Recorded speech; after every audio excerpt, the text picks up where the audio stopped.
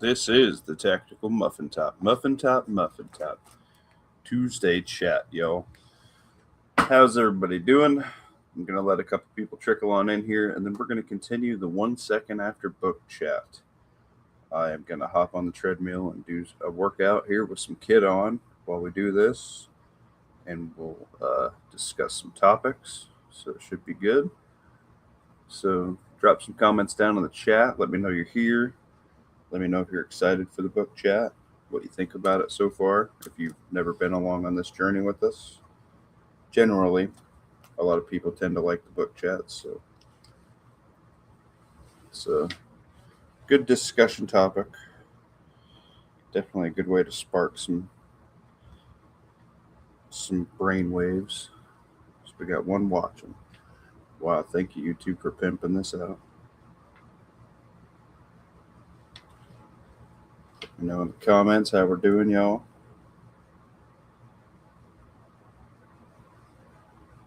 This is our Tuesday chat. 1 second after, we are discussing the book as we see fit in between chapters, and or if something's super important and I want to stop and have discussion about, nothing crazy, but it's good. It's a good exercise, so I enjoy it. A lot of people have enjoyed it previous. Jill, what's up? Jill.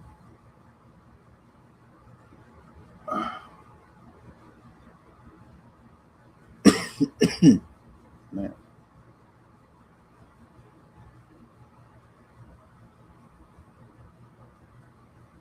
We are going to rock the 1 second after audiobook series. This is going to be episode 4 for us. We are currently at the 4 hours and 55-minute mark. It's right at about 5 hours. It is just under a 12-hour book. So we're right at about halfway. Old Man Butt Wrinkles, what's up, brother? Not much tonight. Hopefully people will show up. Yeah, amen, Joe.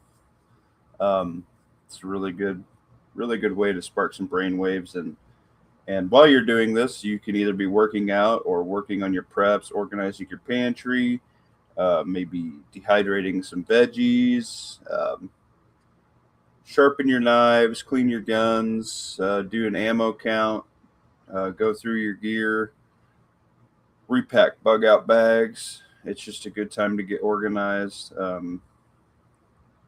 like to Loctite a lot of stuff, go through, clean everything, cinch stuff down, mod stuff out.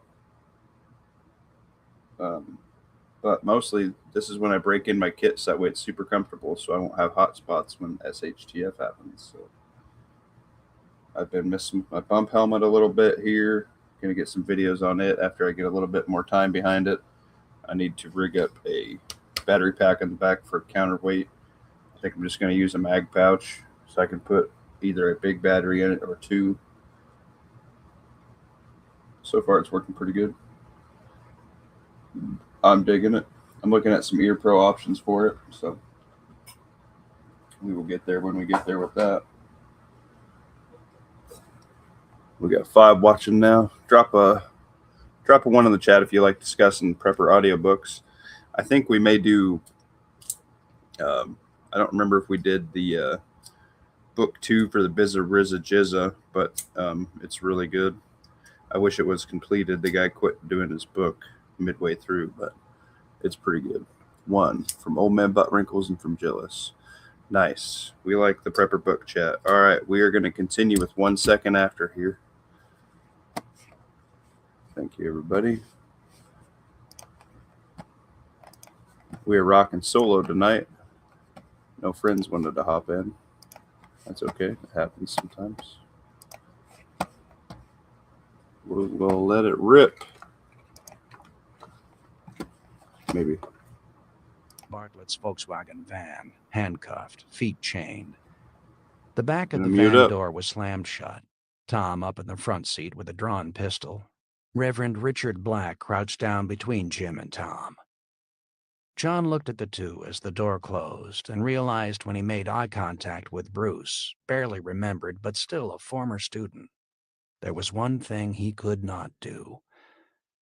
He saw Washington with Jeremiah and Phil and walked up to them. "Washington, I need your help. God, do I need it." And John told him. Washington nodded, saying nothing, and got into the car with John, Kate, Phil, and Jeremiah squeezing into the back seat, Charlie up front with Washington and John. The two vehicles set off, and as they turned onto Montreat Road and then the side street over to the park, he saw people walking fast, heading for the park, others just standing there, staring. "Killing is a sin," someone shouted as he drove slowly, following the van that was dragging along at not more than 5 miles an hour. It was like a damn procession out of the French Revolution, he thought. They rolled down the steep hill to the corner of the park, a large crowd already gathered by the tennis courts and the concrete practice wall painted white, bits of paint flecking off. The two were led out of the back of the van, and all fell silent. Swallowing hard, John stopped the car. He looked over at Washington. "Just aim straight at the chest, sir," Washington said. "You try for the head and you're shaking at all, you'll miss. First shot to the chest, he'll collapse. They don't go flying around like in the movies. Usually they just fall over or sag down to the ground. Once he's on the ground, then empty the clip, just empty it. If you have your wits about you, put the last shot into the head. Do you understand me, sir?" Washington handed the Glock to him. "A round is chambered." John nodded. He got out of the car and the crowd separated back, opening a lane, the two prisoners ahead of them. Bruce was crying, begging, Larry silent, Reverend Black holding Bruce's arm while Tom had Larry in a tight grip. "This is wrong, Charlie," someone shouted. And there was an angry mutter, shouts back, arguments breaking out. The condemned were led to the wall and placed against it. More shouts from the crowd, some against, most for, a few yelling to string the guilty up rather than shoot them. Sickened, John looked around, and before he even realized what he was doing, he raised the gun straight up in the air and fired. Bruce let out a scream of terror and collapsed to his knees.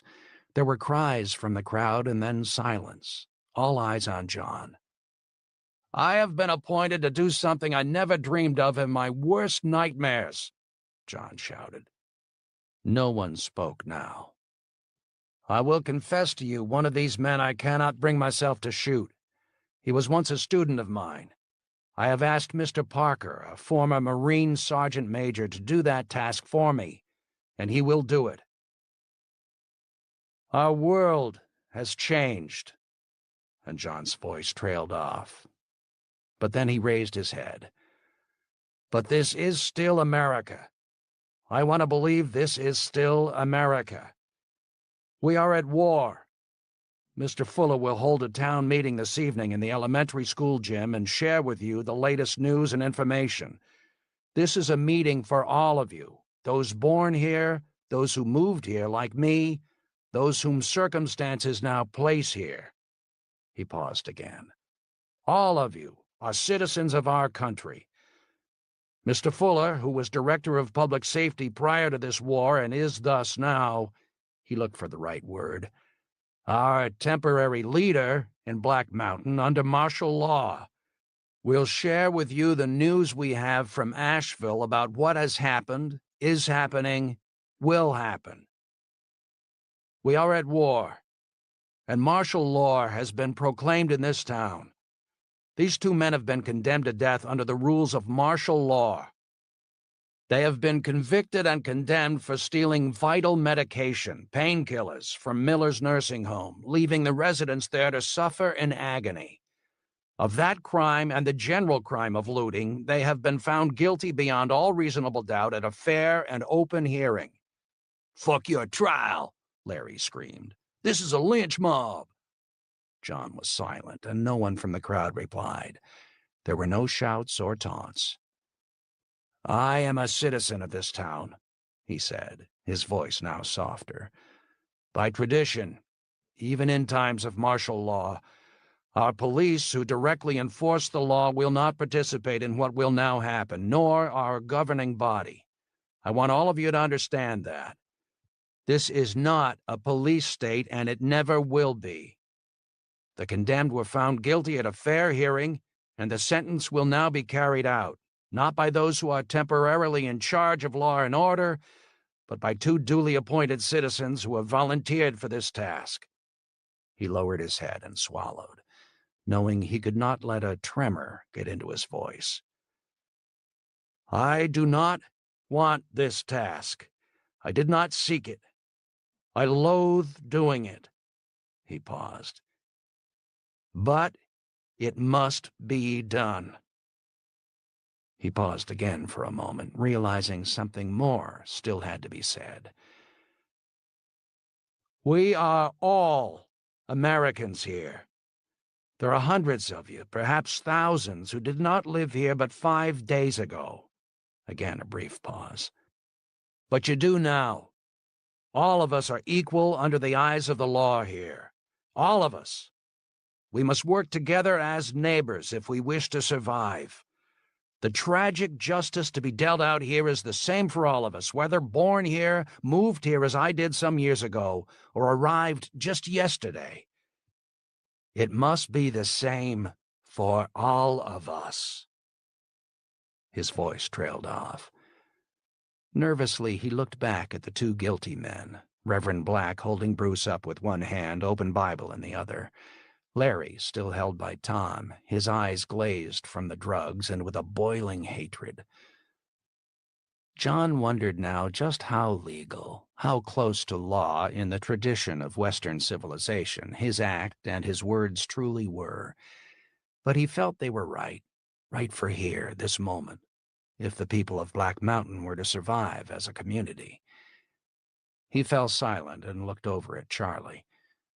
There was a pause until Charlie realized that ritual demanded that he say something. He stepped in front of the group. By the power vested in me by emergency decree by the civilian government of this community, the town of Black Mountain, now under local martial law, I have found Larry Randall and Bruce Wilson guilty of looting of medical supplies and in so doing causing pain, suffering, and death. Their sentence is death by firing squad, to now be carried out by Dr. John Matheson and Mr. Washington Parker, appointed by me to perform this task. Charlie looked over at John, nodding. John turned to face the condemned, his hand shaking. Remember what I said. First shot to the chest, let him drop, then empty the rest of the clip, last one in the head, Washington whispered. The 2 walked the few dozen feet to the prisoners. Tom stepped back and away from Larry, who glared at him with cold hatred. But Reverend Black did not move, holding Bruce up. I think we should pray, Reverend Black said, and John nodded in agreement, embarrassed that he had not thought to do so. Still holding Bruce, Reverend Black looked to the crowd. I ask God, in his divine mercy, to grant forgiveness to these 2. But we must now render unto Caesar the law of Caesar. Forgiveness and redemption now rest between Bruce, Larry, and their Creator. Bruce, do you ask God for forgiveness? Yes, please, God, please forgive me. Larry? He was silent. Our Father, who art in heaven. John repeated the prayer, hoping that the trembling of his hands would stop. He looked at Larry, making eye contact. There was nothing but rage there, blind animal rage, and John almost felt pity. For thine is the kingdom, the power, the glory, forever and ever. Amen. The last word, amen, echoed from the crowd. John shifted the Glock to his left hand and for the first time in years made the sign of the cross. Then he shifted the pistol back. Reverend Black stepped away from Bruce, who now struggled to make a show of standing up straight. John suddenly realized there should have been something, blindfolds, sacks over their heads. No, get it done quick. Move closer, Washington whispered. Fire, and I'll fire with you. John looked straight at Larry, who was now only 10 feet away. Go ahead, do it, Larry said coldly. It all seemed to move so slowly. Without ceremony, flourish, John raised the pistol, centered it on the man's chest. At the very last instant, Larry started to move to try to fall to one side. John squeezed the trigger. He saw the impact. Larry staggered backwards against the concrete wall. The roar of Washington's .45 exploded next to him, startling him. He saw his second shot miss, striking above Larry's head as he slid down against the wall, leaving a bloody streak. 2 more quick shots from Washington's .45. John fought to center his Glock, aimed at Larry's midsection. He was kicking feebly. John could hear screams behind him. He fired again, and then again. A hand was on his shoulder. It was Washington. The head, Washington said softly. John walked up to Larry. Was he dead? Blood was pooling out under his body, the front of his pants wet, another stench added in, bladder and bowels having let go. There seemed to be a flicker of eye movement. John aimed at the center of Larry's head, standing over him, and fired. A second later, another explosion, the coup de grace being delivered to Bruce. Woodenly, John turned. All were now staring at him, all silent, hands to mouths. A few were crying. The way they looked at him, it was different from anything he had ever seen before in the eyes of people gazing at him. Fear, awe, revulsion. From a few strange glazed eyes, almost a look of envy and lust. He felt the vomit coming up. He had to control it. He held the Glock up, not sure if he had actually emptied it or not. His student Jeremiah was standing in the crowd, and John made eye contact. Jeremiah stepped forward, and John handed him the gun. Secure the gun and meet me at the car, John whispered. He turned and walked away from the crowd, got behind the concrete wall, bent double, and vomited. Gasping, he remained doubled over. It's okay, sir. It was Washington. John looked up at him, suddenly ashamed. Puked my guts out the first time I killed a man. Sir, if you hadn't, I'd have been worried about you. Stop calling me sir, God damn it, John hissed between the continuing heaves. You did the right thing, sir. You did it well. Well? How can you say killing a man like that was done well? No, sir. Not that. It's always a stinking mess. I mean what you said. That's why I call you sir now. We used to joke about it before. Frankly, sir, you were a professor type, but I knew you were a colonel, so I played along. But today, sir, you led out there. You faced something horrible, and you led. Okay, John sighed. Come on, let's get out of here. John nodded, wiping his mouth with the back of his hand. He winced with pain. His finger was infected, and the act of shooting the Glock had ripped the cut wound open. He came back around the wall, and the crowd, mysteriously, was all but gone. Few had hung around. The bodies were gone, Bartlett's van already driving off. John realized he must have been behind the wall for long minutes. He was glad no one was around to see him now. A bit wobbly, he headed for his car. John? It was Michaela. He didn't recognize her at first. Gone was the sexy business suit. She had on a pair of baggy jeans, a few sizes too big, and an old faded T-shirt from Purdue University. Thank you, John. For what, damn it? What you said back there before you had to shoot those two. He nodded. It's been getting a little tense between those who lived here before and people like me who have wandered in.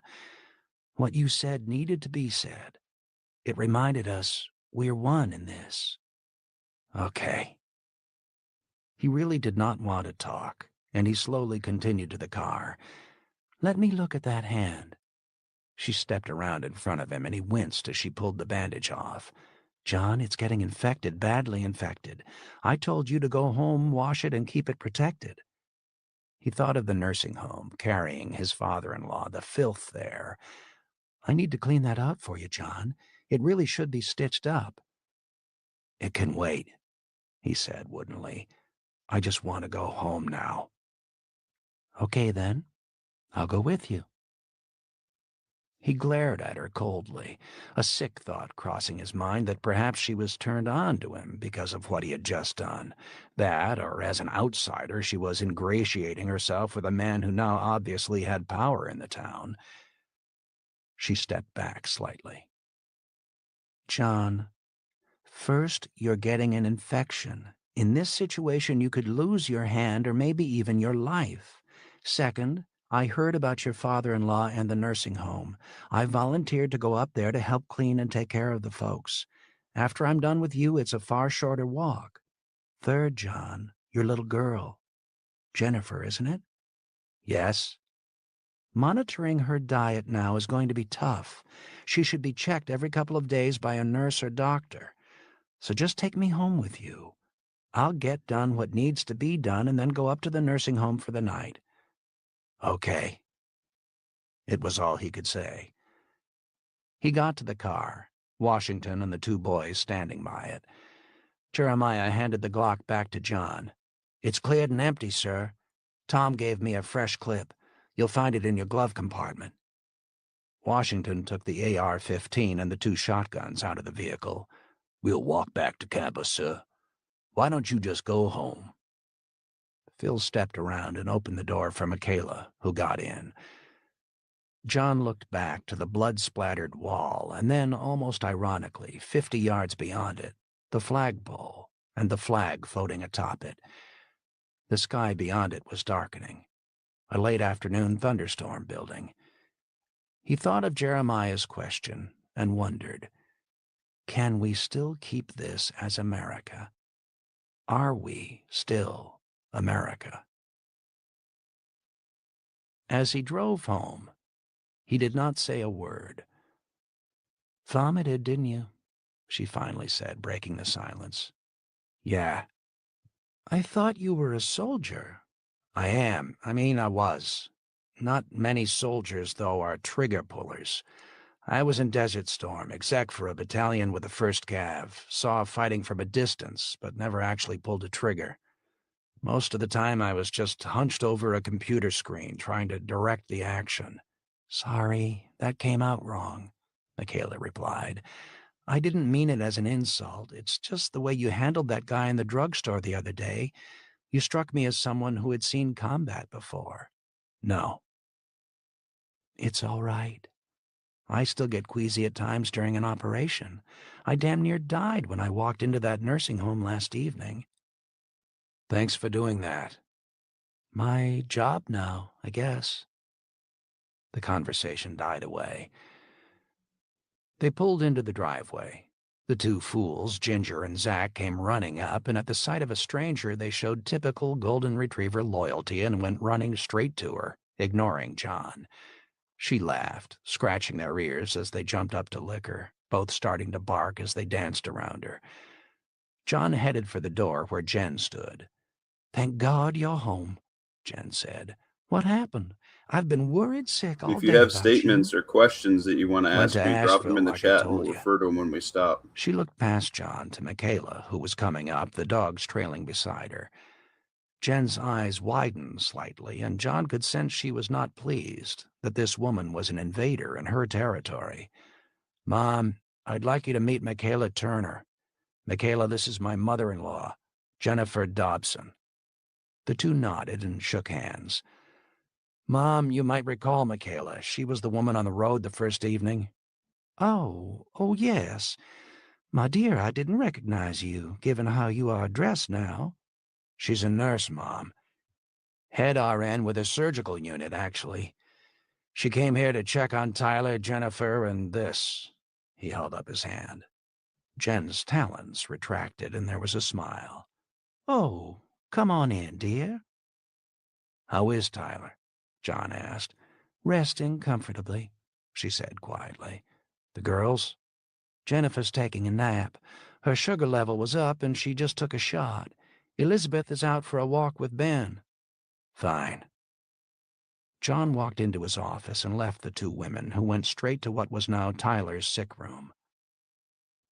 John took the Glock out from his belt, looked at it, and laid it on his desk. He noticed now that the smell of cordite hung heavy on it, and on him. Reaching around to the back corner of the desk, he pulled out a dust-covered bottle.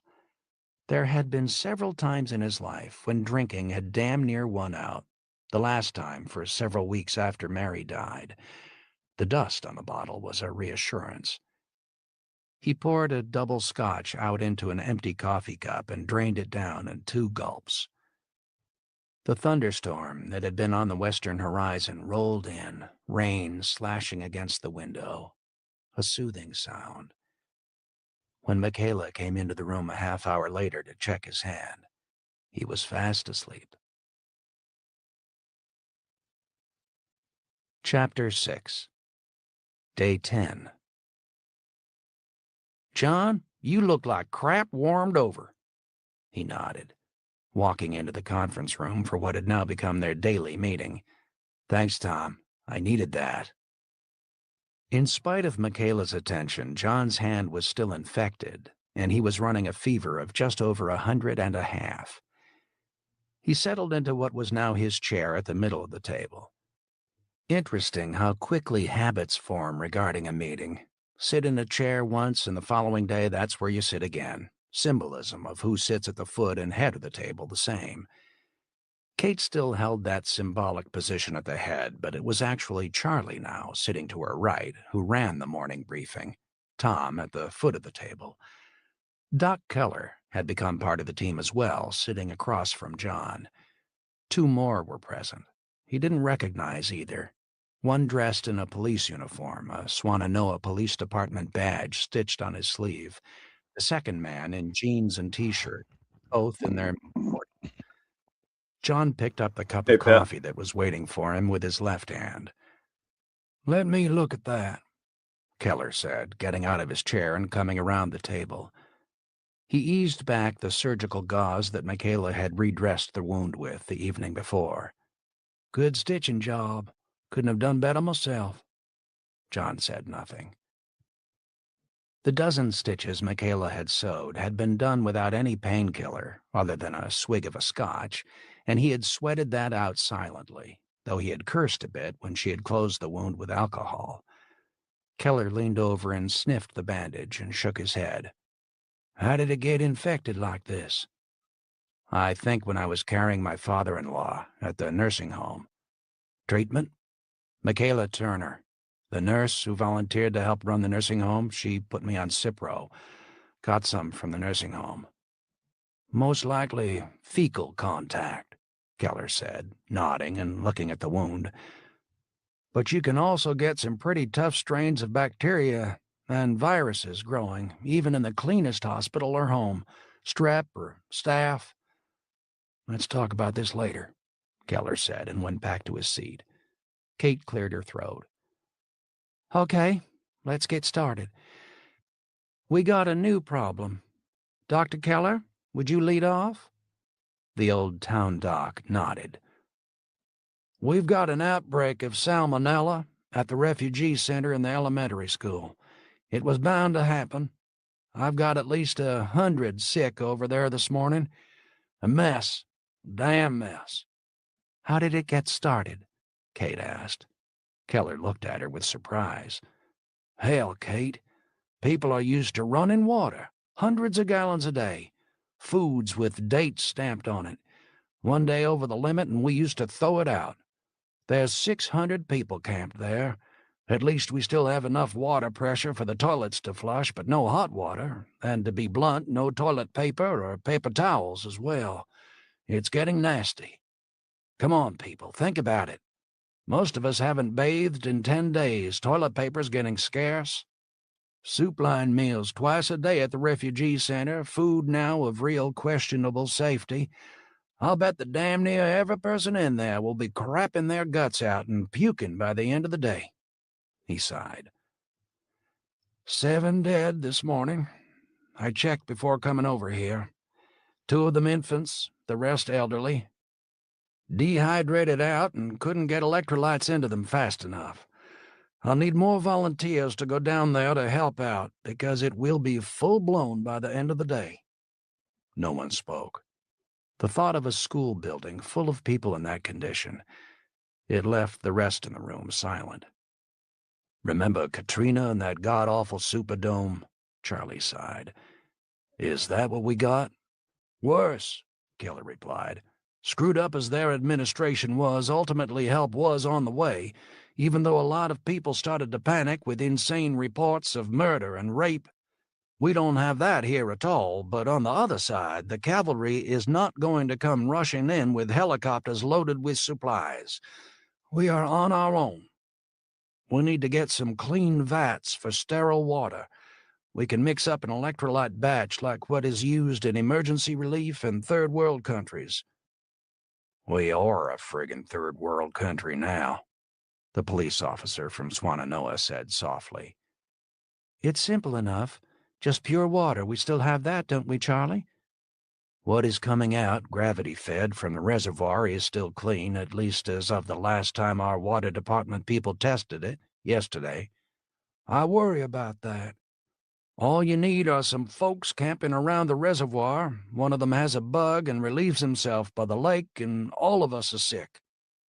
Charlie looked over at Tom. "We better get a few men up there patrolling the lake. No campers." The fishing in the lake was one of the more poorly guarded secrets of the community across the years. The reservoir, shared with Asheville, was supposedly strictly off-limits to everyone, even before all this had started. But many were the kids who would sneak in there with a rod and pull out a trophy brown trout of 10 pounds or more. Until an activist type in Asheville had blown the whistle on it half a dozen years back, there was even a private fishing cabin in the woods just above the lake, a secret retreat for the higher-ups in Asheville and Black Mountain, a good old boys' club for a weekend of drinking and catching damn big trout on what they saw as their private lake. Chances now were that people were already looking to that lake as a source of food, and it would have to be stopped. "We need to mix up a batch of several 100 gallons of clean water, mixture of salt and sugar. It'll keep the electrolyte balance. Then start pouring it down the throats of those poor people. In 9 out of 10 cases, they'll just be damn sick for a few days and then pull through." "And the 10th case?" Charlie asked. Keller sighed. "Without IVs, the elderly, children under a year, people already weak from other diseases." He paused and looked at the ceiling for a moment. "I'll estimate 30 dead, maybe 50 by tomorrow night." Charlie folded and unfolded his hands. "Who will organize the volunteers?" Charlie asked. John sighed. "I'll go up to the campus, see if we can roust out some kids. Promise them a damn good meal at the end of it," Charlie said. "One of my men got a deer last night. I got it hidden. Venison steak dinner in exchange for a day's work. I doubt if they'll be hungry after what we're throwing them into, but I'll see," John said. Keller nodded. "Have them report to me by noon right here. I'll have to brief them on their own safety before they go over there." John nodded. "Okay, that brings me to something we might not want to talk about," Charlie said, "but I think we should. Burying the dead." "We bury them as we always have, don't we?" Kate asked. "There's no cemetery within town limits. The nearest one is over 2 miles away. I'm starting to think long-term here, people. Not just this case with the salmonella, but across the next several months." No one replied. "I'm thinking the town golf course across the street from the park." "What?" Tom replied. "That's crazy. You're talking about the golf course?" "Exactly. It's within an easy walk of the center of town. There was a lot of grading done when it was built, all of it soil, easy to dig. The approach up to the 6th green, that's all graded soil, half a dozen feet deep or more. Remember, there's no more backhoes to dig graves. It's back to shovels, and I want graves dug deep and quick." "Damn it, Charlie, that's the town golf course," Tom interjected. "As if anyone is going out today to do 18 holes," Charlie replied sharply. "Hell, even you only play with an electric cart. I think we need a cemetery in close by, not out on the other side of Allen Mountain. Doc, do you agree? Keep it at least a couple of 100 feet back from the creek that feeds into the park, on the slope draining away from the creek." "Yes, I agree." "Then that's where we take the dead now." John remained silent. It was interesting how different things, different changes, shocked in different ways. Tom was a golf addict, regardless of what was now happening, to turn his favorite piece of real estate into a cemetery. It was too much for him to absorb at this moment. "We should get some of the ministers in to consecrate the ground," Kate said. "Folks will want that." Charlie noted it down on his pad. "I'll talk to Reverend Black. He's sort of heading up the ministers here now." "Any other health issues?" Charlie continued. 4 more deaths up at the nursing home last night. They're dying off quick up there." John thought of Michaela. She had pretty well taken over the running of the place, and he had not seen her in 2 days now. 3 suicides as well. The McDougals and one of the outsiders. "Greg and Fran?" Kate asked in shock. "A neighbor heard the gunshots. Greg had shot Fran, then himself. They left a note. She had cancer, you know. She knew what she was facing without her twice-weekly treatments up in Asheville, so she asked Greg to end it for her. Then he did himself as well. Note said for us to use her remaining painkillers for someone who still has a chance of living." "They sang in the church choir with me," Kate said softly, and for a moment her features reddened as she struggled to hold back her tears. No one spoke. "I'll post the notice about the golf course becoming the cemetery as of today and for the duration of the emergency," Charlie said, finally breaking the silence. Several large whiteboards had been dragged over from the elementary school and tacked to the outside wall of the police station. This was now the official emergency notice board. "We've got dozens of others who I suspect will not last much longer," Keller continued. "Those with pancreatic enzyme disorder, the day they run out of pills they start dying. A lot of our severe coronary problems are gone now. Garth Watson dropped dead last night just hauling a bucket of water back up to his house." "Damn, he was only 43, Kate said.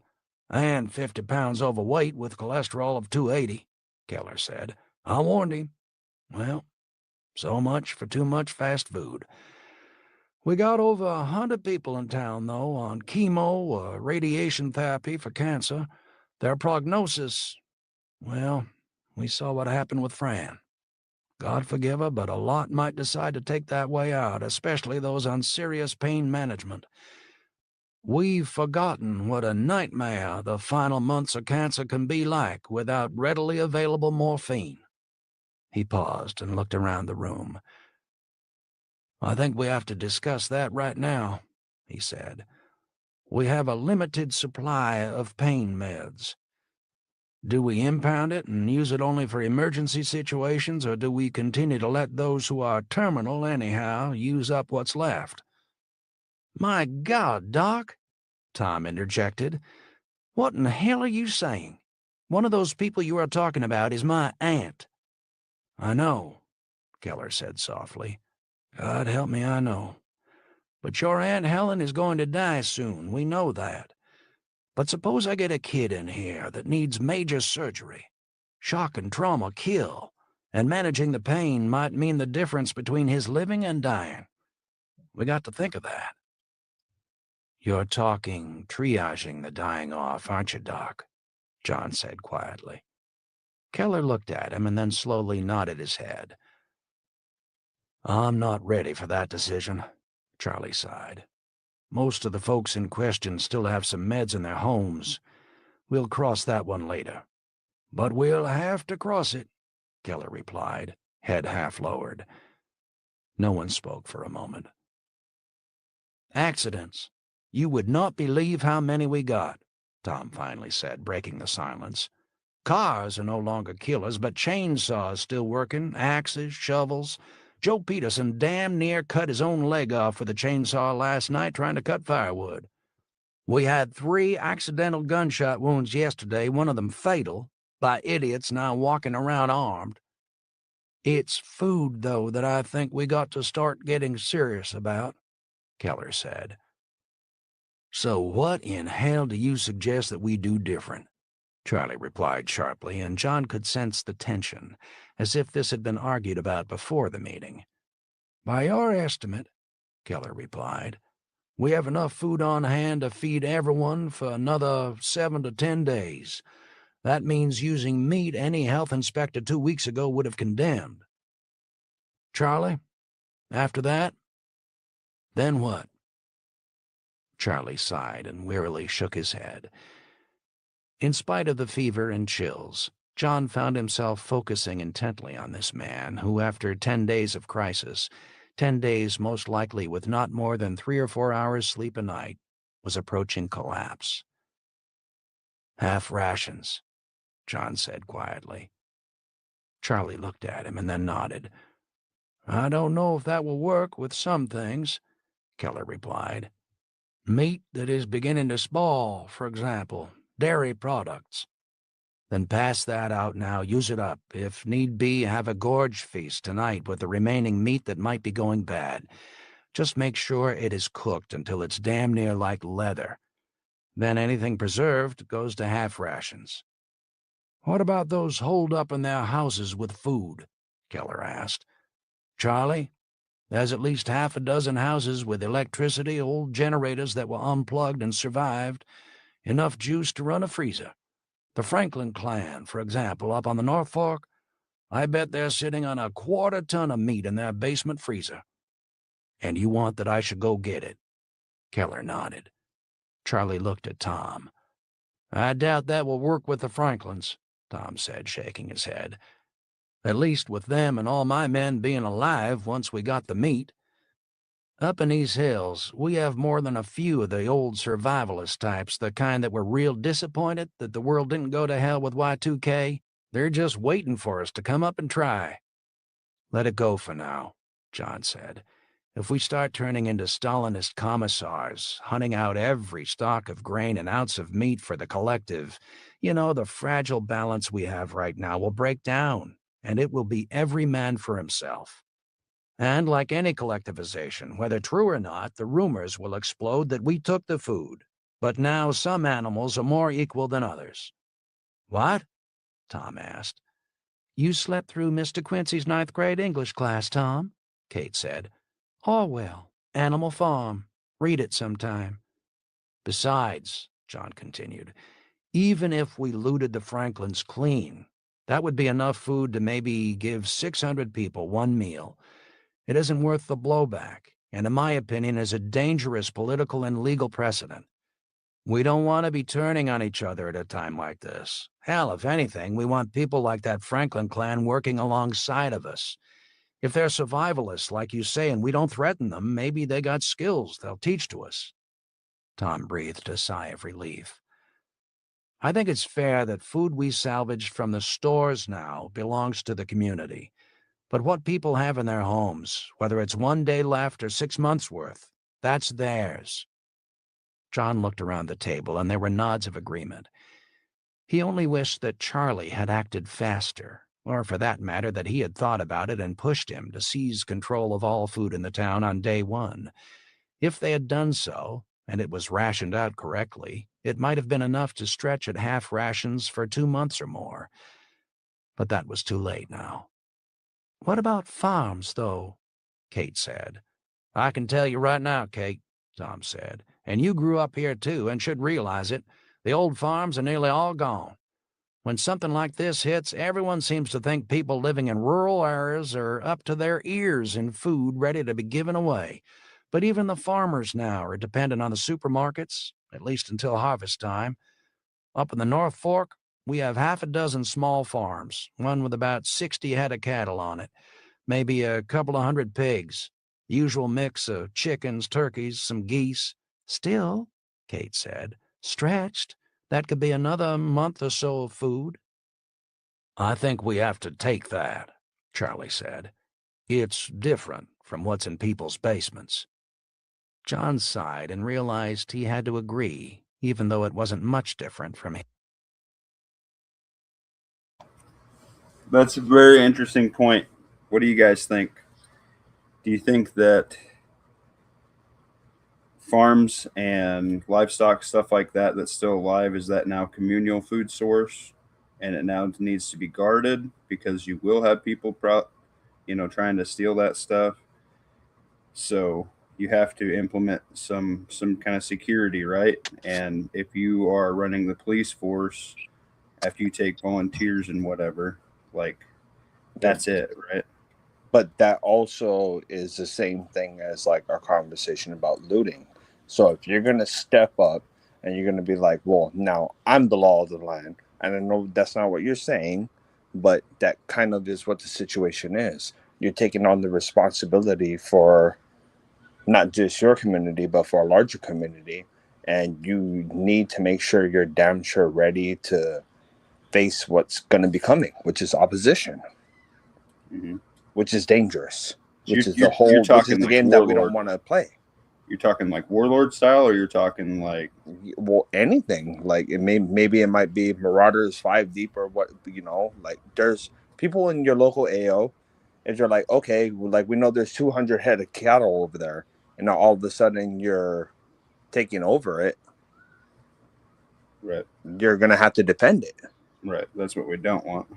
Which is why I'd rather take like 4 of them, take them far, far away, and then I'd keep an eye on it, but I'm not gonna try to bring the whole herd toward where I'm at.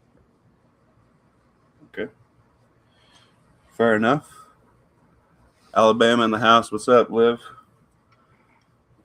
Pat, what do you think? I think we touched on it a little bit last week about leaving what people have in their house to themselves. Farmers with a bunch of animals, I kind of feel the same way, but then Justin brought up a good point just now. It's like, sure, if we just go ahead and leave these, 300 head of cattle up here, there's no way that, the farmer, his wife, and his 2 sons are going to be able to defend that. Right. So it's kind of like you talk to the farmer and be like, look, we're going to leave X amount here. That's more than you're possibly ever going to need, but for the needs of the community and just to protect the asset, we're going to have to move it, somewhere closer where it can be actually managed and protected. Okay. I dig that. Yeah, I think that the people, your house stuff, that has to stay there. But what do you guys think about the medical supplies? Because that's a very, very valid point. Because you're not going to get any more. Well, what I know, when you got sleepy last week, Pat was trying to bring up the point of like, well, what if you had someone that could have benefited it from it legitimately and everything? How were the dope fiends wrong? Like maybe if they did have someone sickly or whatever, and your only thing that you said online was that like, no, like, yeah, they were like they could have grabbed some, but they shouldn't have raped it all. I'll tell you this right now: if I'm already in that situation, I'm taking everything. I'm taking it all. I'm already there. You're already in there. Yeah, but fuck that. If your toes wet, your toes wet. I don't know. In for a penny, in for a pound. Yeah, I mean it's an interesting moral thing there, but I mean I get the moral side of it. Yeah, if I was going on a supply run, I want to get as many supplies as I want, as I can. Exactly. So it's like we're not Amish. Like I'm not trying to do the. And please don't Google this soaking. Like you're still fucking sinning. So like you freaking do the whole damn deed and then figure it out later among with your own heart. Because none of us here on this panel are bad people. However, when it comes to that time, there's no rules, and we're gonna do as much as we can and be smart about it. Right. Yeah. I I think mean, your I morals think and stuff kind of get blurred because other people's morals are not going to line up, just like we don't line up today politically. No, I think when it comes to like excess medical supplies, I feel like that's got to be just like the food. Like you had the foresight to gather that up, and maybe that's just me thinking because I'm on the right side of that equation. Well, it could you be know, necessity. but Like maybe you were really sickly. but yeah, and when the need arises, at least if everyone knows that you have that, when little Jimmy has a fucking cut on his toe that gets infected and you actually have antibiotics, like yeah. they can't just come take that from you, but there's going to have See, to be that opens have to be door, though. restitutions for it. Like, Yeah. whatever we're bartering or buying things with, Right. like you're Yeah, going to have to buy it. You're swamped. To me, that opens up a whole nother door. Like last week, it left off on the fact of that it was the local pharmacy or old people's home or whatever. Well, we're not gonna say old people. Well, Right. that's The, what it the was. old people's farm. But it's like, also, if I don't take it all, like who knows if it's even gonna get allocated morally, period. So I might as well take it all, because who knows what's gonna happen after I leave. Okay, maybe I take half. It might be a fiend that comes around right after me 5 minutes down the road and just takes it all and shoots it up his arm. Yeah. Could So be. where would it morally be better at, with me or with the fiend? I think that having, I mean, once you're obviously this is more if you're integrated into a community, but if you are integrated into a community, you should have these plans in place. And maybe you're, like I said, I am big proponent of starting and or getting on a neighborhood watch, right? You should, or if you have security somewhere at your location, your town, wherever, like if you live in a small town, you could probably figure out something, or constable maybe. You can neighborhood watch when you're out in the evening and you're like, oh, damn, that was quite a good dinner. I feel like I need to go walk a mile. Yeah. For you know what? And you know what I do when I go out and I walk? I look at everybody's shit. Oh yeah, I look at the solar panels, the chickens. I count how many. I'm casing. I'm counting bricks, but that's area. Dude, study, I'm doing you know? it all. I'm Yeah. doing it all. Is it malicious? No, it's not. But I tell you what, I'm going to be damn grateful that I have that knowledge if I ever need it. Right. Yeah, I'm checking people. I'm Has looking dogs, for the guy with I'm the broken seeing dirt who has bike in his old yard. stuff. That dirt bike that hasn't moved for a year. I'm looking at it. Like, I'm looking at all that shit. Yeah. Am I a thief? No, I'm not. But will it be nice to know later on? Maybe. Maybe, he says. Yeah, it's there's no really, obviously right or wrong answer. If you're in a smaller community, now if you're in a big town of like, you're in Florida, we'll just say Florida as a whole town, like you're not going to get that many people on board with protecting a nursing home and a school or daycare, right? Like you're going to be your cul-de-sac, your subdivision, your block, maybe two, right? An eighth of my mag won't even get on board with that. Right. Because of what I've instilled in them is that we come first. Us and our family comes first. An eighth of my mag will probably be like, yo, wait, that sounds kind of contradictive. Which I would be proud of. But comes down to, like, much smaller people, community, we can protect the school, we can protect the church, we can protect a daycare, right? I mean, that's not in full-blown shit the fan, though. Because the school would move. The school would be where you say school is. No. It's one of the largest buildings in town. It's going to be used by a lot of people. Okay, well, I mean, it's also like if you're willing to accept, then if some big stuff pops off, it's a nuclear shelter. So like, okay, you know what I mean? Which like, is important for your area. Strategically, yeah, and it's a hardened building. It'll be better. like But you're gonna have to cinder accept- block you're walls gonna have to with accept brick the- exterior. The 12 old people that are there just doing like dusting or whatever, and now all of a sudden now you have to factor them into your, like Yeah, they're yeah. with you now. Yeah. I mean, but you Which got to is a figure, lot to say, take if you on. have 50 kids and you have 20 old people that can't do anything for themselves, and you have a mix of whatever else able-bodied people, right? From like 15 to 50, like that's your working squad. You can still set up security. You can still set up water rotations. There's still going to be stuff like that. Keeping the infrastructure, A, clean, B, watered, C, climate controlled, all that stuff. That's when it starts to get dicey. But if you decide that you're going to work together as a community, you can say, hey, me and my 4 to 6 guys that I train with all the time, and we go shoot and stuff, blah, blah, blah. We already communicate well as a team. Can we get a rotation in with like these 4 guys? Maybe we'll rotate. You get 5 hours sleep. We get 5 hours sleep. We'll rotate. Patrols, doors probably should be manned by maybe elderly people that can't patrol, but maybe they're hunters, whatever, retired military, retired law enforcement, Or the security, 8-year-old and maybe like with a the younger kid that can 10-22. stay awake, so they can Whether teach them. that 8-year-old with a 10-22 or whatever, that can be like. Well, I mean, yeah, it could be like and then just a everybody goes, 12-year-old. oh crap, there's something happening over there. Right. It could just And be like it's a all 12 comes- or a 14, 16-year-old. The guy's teaching him what he knows, little cross training. 4 people Hard. shouldn't be. Well, in a perfect scenario, you have 100 of the best, hardest guys ever, but that's not going to happen. I don't even mean that many. I just mean when you have 4, you've got 4 to 6 dudes, you shouldn't have any of them out patrolling.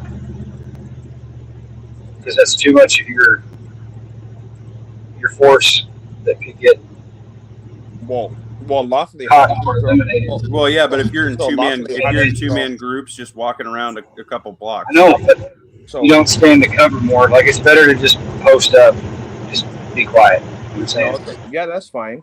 But I mean, you're still gonna have to have things pointed north, south, east, west, and be able to cover your assets.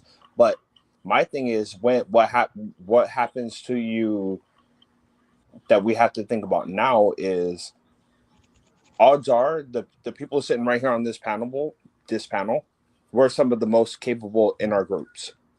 Period. So where do we have that conversation with ourselves while we're laying in bed, staring at the ceiling fan at night, being like, okay, if this happens, where do I put myself? And yeah, I can be out there, And on you may patrol. decide I not can to out be. there. That's the hard part to figure out now. Right. Because You may decide just to go to your house away from everything, Yeah. But even at your own, even say if you're going to bug in. So now am I the one that stands by the fucking window, peeking out the window? Or am I the one that's doing the water? Because I know a little bit more than everybody else. Do I protect myself and hide in the bathroom doing water purification and trust the teenager to be like, to scream from one side of the house and then I come run over and I assist? It's fucking messy no matter what. Nothing's ever going to be perfect. Yeah. And that's, situation dictates. All I was You trying have to say- decide whether or not you're going to do community or not. When you patrol like that, you risk being seen more than seeing. And to people that have nothing traveling through, they see people patrolling, they're like, oh, what do they have that's worth protecting that they're patrolling?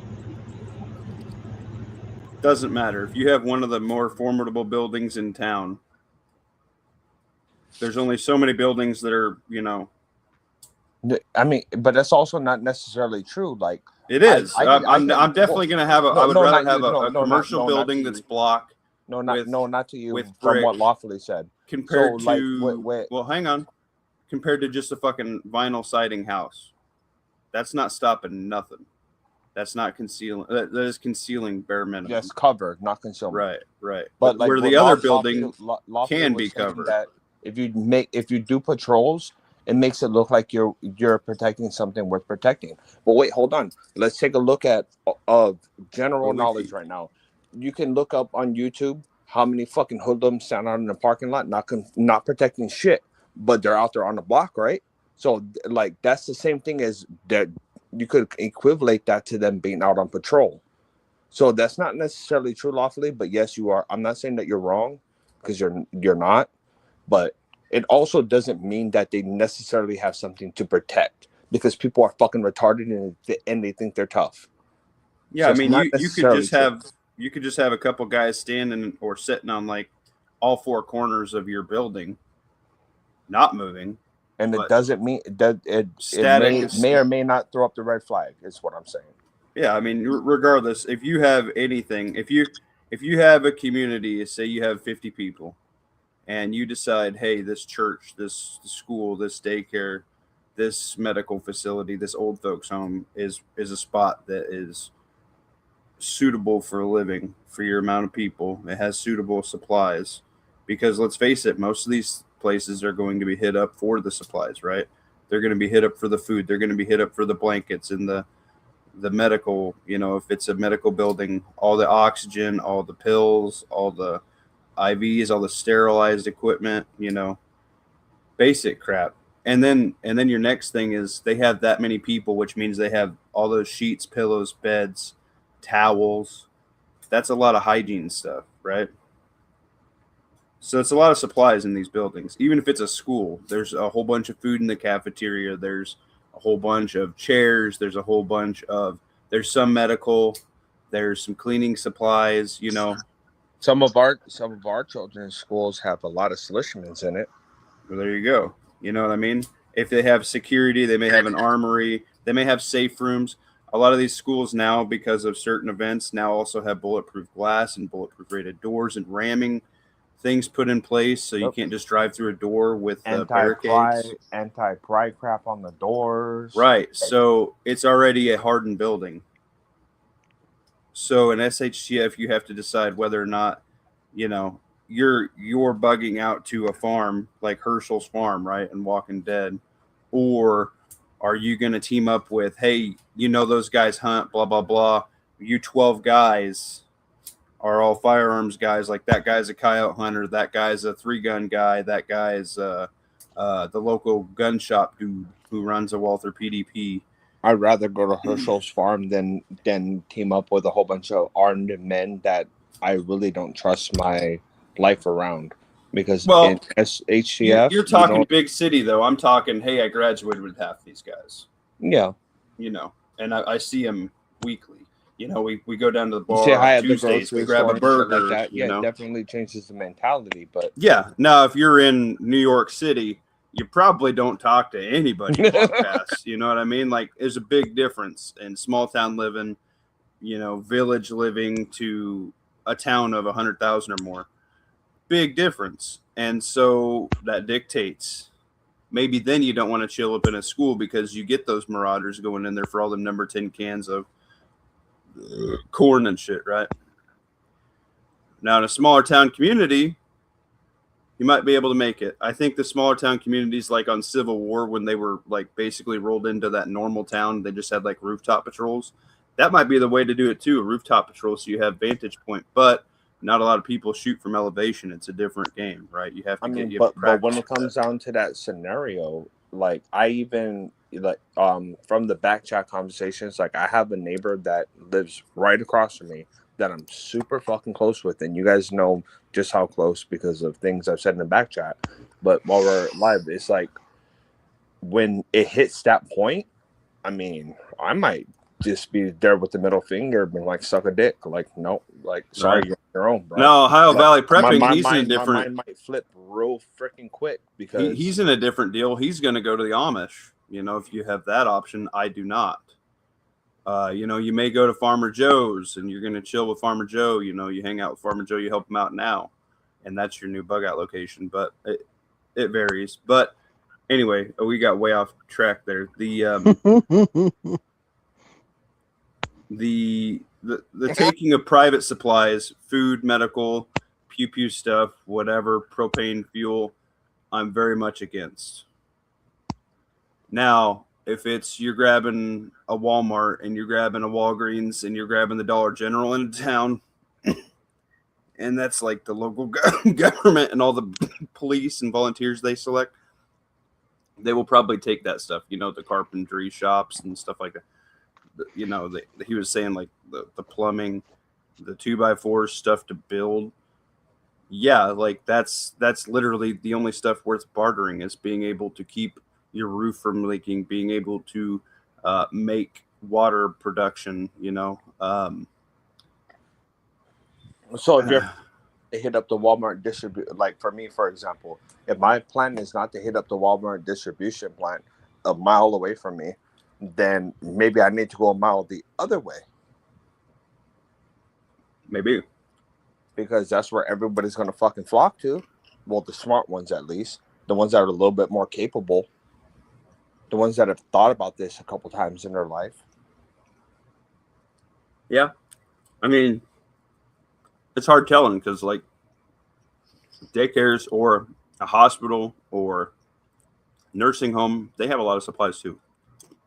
They have food there on site for X amount of people, which if you took food production for 2,000 seniors down to your 50 group, and I'm just using numbers, but 2,000 food enough for 2,000 people for a week or two, going to 50 people, that expands your guys' food stores a lot.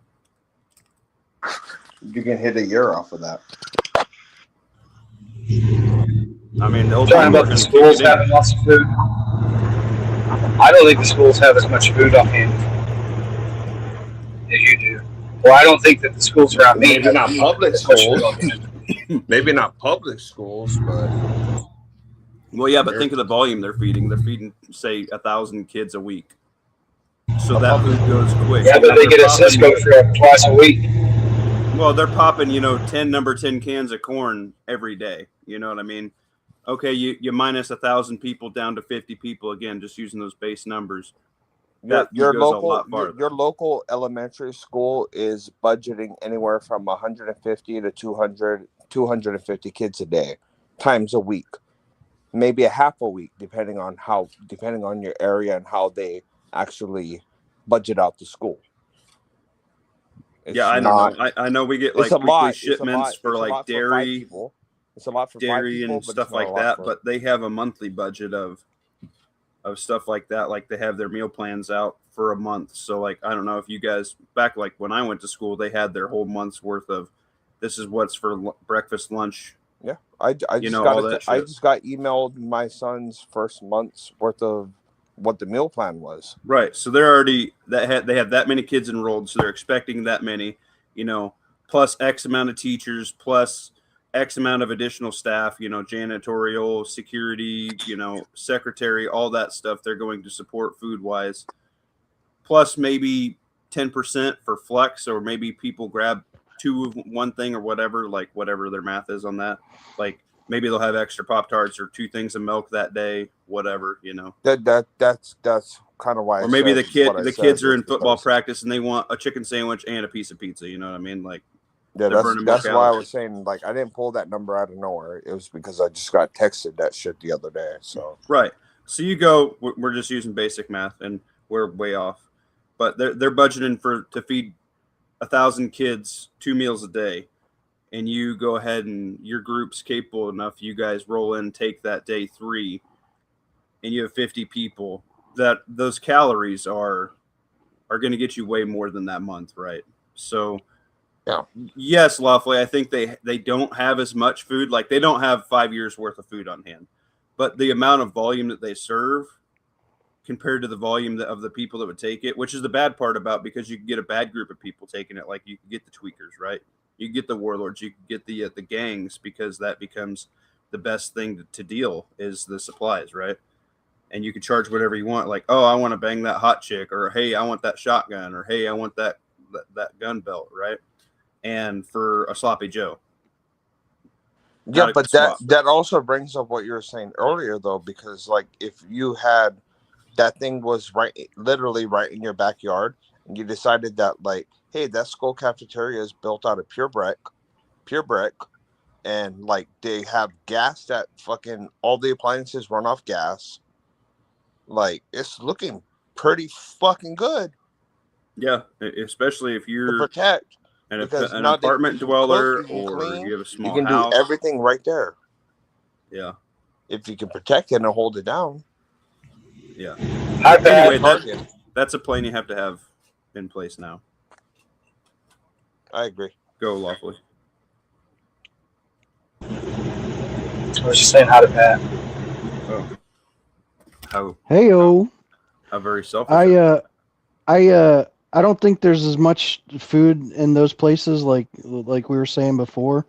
I think at best you're gonna have a week or two worth of food in there. For and, X amount of people. Yeah, A week or and two at volume. I bet you 60 to 80% of that is all refrigerated or frozen. Sure. So in the first couple of days, you're going to eat like a king, but after that, it's going to be a can of beans if you're lucky. I don't think there's a lot of stuff like that. My wife used to work at the old folks home, and she was a cook there, and they had one big freezer, and like 60 to 80% of everything they fed them on a daily basis came out of that freezer. There wasn't a whole lot of like cans and whatever to feed them. So we used to keep food back like that. Like grocery stores used to have probably a week's worth of food in the back, unless it was like the fresh stuff. But we've since moved to that just in time. It's not. It's just in time deliveries. Like my wife used to work at the grocery manager at or the produce manager at a little tiny local grocery store, and she got trucks every day. Yep. There was no back room. It's like, oh, you're out of the peas that I like. Can you check the back room, see if you have any more? It's like there is no back room. Well, the stock is what's on the shelf. Not just that, but even like on the vegetables for like the old folks' homes and the schools and stuff, they all get supplied by like Cisco or some major food service company. And in good times, flash frozen vegetables are better quality and less expensive than canned vegetables. Mm-hmm. So that's another reason that most of those places don't have the stock rooms, the supply that you think. I bet at best, whatever the student body head count is, they've got at max 2 weeks of how many lunches and breakfasts they expect to serve. And that's like your county's been declared a emergency disaster zone or whatever, and like the school's feeding the kids anyways kind of situation. Like that's your best case. So you can make up your imaginary head count of people that are going to occupy an elementary school to eat the shit that isn't rotten. But whatever the student head count is, you got at max 2 weeks, I bet. Yeah, sure. And it might be like a bag of chips for lunch or whatever. But like further on in the story, people are like picking over chips that got smashed when they unloaded on a snack truck, right? Yeah, 100%. 2 weeks into it, that number 10 can of just corn is better than starving. Like, right. But all of us here are A, not normies, so B, that would be additional food. You know what I mean? I'm just saying. I'm not saying it's right. I'm not saying it's wrong. I'm saying there's shit there. If you gorge yourself for 2 or 3 days, that's 2 or 3 days of eating really good, getting ahead on calories and nutrients, right? And it's 2 or 3 days that's not out of your food stock. Now, if you're meeting up, say you have a group of 10 and you're meeting up with 40 people for the 50 number, they might not be as prepped up as you are, which means if you decide to share, then your stuff is going to go much quicker, right? So it's a double-edged sword. Is the supplies in the facility worth enough? Is the cleaning supplies, is the medical supplies, is the food enough for you to go there and try and hold down the fort? I don't know. That's a personal question. It depends on your population. It depends on the group of people. Maybe it's 20 people. Maybe it's 12. Can you actually sufficiently hold that down with 12 people and still get good sleep and then do you have an exterior force like Lawfully saying? Do you even have enough to project that force to protect that, to have that active barrier? Because you don't want to fight at your mailbox. The point of the patrol is to push it out farther, so you have a ring of security, right? Well, if you have only 12 people and you're trying to get plumbing figured out, get bathrooms figured out, get water sanitation, get cooking quarters, sleeping quarters, all that figured out, the building might be a loss for you because it's going to take too much of your energy to maintain, let alone you can't protect it, right? I'm not rolling down the road anymore, so now I can better explain myself. You're grounded. What I was trying to say about patrols is I don't think they project force or keep people away from your mailbox. I think what they do is they make your footprint of visibility larger, and I think they stand to do more to getting you seen or bring attention to you than they do to like project force and make people stay away. That's why security guards get paid to walk around the mall. It's that it makes the people that are on the threshold of considering doing something wrong see them and be like, reconsider. But people that are already like, hey, we need to get in there and get whatever they've got, they're going to do it anyways. Yeah, because president. Yeah, mall's another one. Like that's a good commercial building. That's one thing you learn when you're getting going through certain things. Presence is a deterrent, so yeah, you're right there. But only do people just like locks keep people from stealing stuff. They only keep honest people honest. But like when you're in a situation, and I've missed the last chapter or so of the book that y'all been playing. But I come in y'all talking about brick schools, and I was excited to be like, yeah, those are great, especially in the little podunk communities where they've got like, that's where I'd be CCP schools or wherever that were built during the Depression as a way to put people to work and grow infrastructure and stuff. Mm-hmm. And they're generally well-made buildings. That's why there's so many of them still in use today in those poor communities. Right. That haven't bought no schools. Can keep it, up to code or whatever. But it was built like a shit brick house, not like this crappy modern construction that needs to be updated every so many years. Good, bad, and different. Doesn't even have sheathing on the outside. Well, it's just you're working on that. I don't even know what that is. There's no plywood. It's just siding, insulation, studs, and drywall. Sheeting. I thought you. Sheathing. Gotcha. Sheathing. I'll sheathe you, boy. Sheeting. That's sheet. Why are you sheeting? Is that the expensive rubbers that we have to use for the people that are allergic? No. Those are sheep. Anyway, let's continue this. Yeah, we went way too far on that. It's like almost 10 o'clock here, and I've been up since like 4:30. So let's keep going. See what we get out of this, and maybe we'll have another good discussion. That's what was missing last week was the discussion bit, and it's honestly some of the better stuff, especially because the book is so dated, to try and bring it to modern day terms and different thinking. They're using a college, they're using a firehouse, right, as a means. They're using City Hall. A lot of the older school city halls or police stations are all good buildings that are built heavy duty around here. But if you were living somewhere in a bigger city, they might be more newer construction and they might suck. I wouldn't say might. Odds are over probably 90% that they do suck. Right. All right, let's continue the book. Mute up, boys.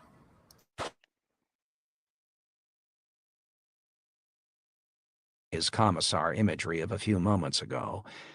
60 cattle, 2 or 3 a day turned into soup, stew, could stretch things. But far more pragmatic, how to keep control.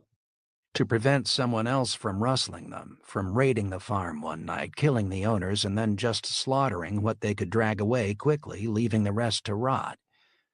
Again a film image, from Dances with Wolves. The Indians finding the hundreds of buffaloes slaughtered by white hunters who just took their hides and tongues, leaving the rest to rot. It could be the same here. And yet again it caught him how movies had so defined so much of the country's image of self. and now the screens were blank. A movie about us 50 years from now, if there are movies. What will it show? Charlie, we have to make a deal with a few farmers in this valley. We just can't go marching up there, take their cattle, and ride off. A deal. We protect their food.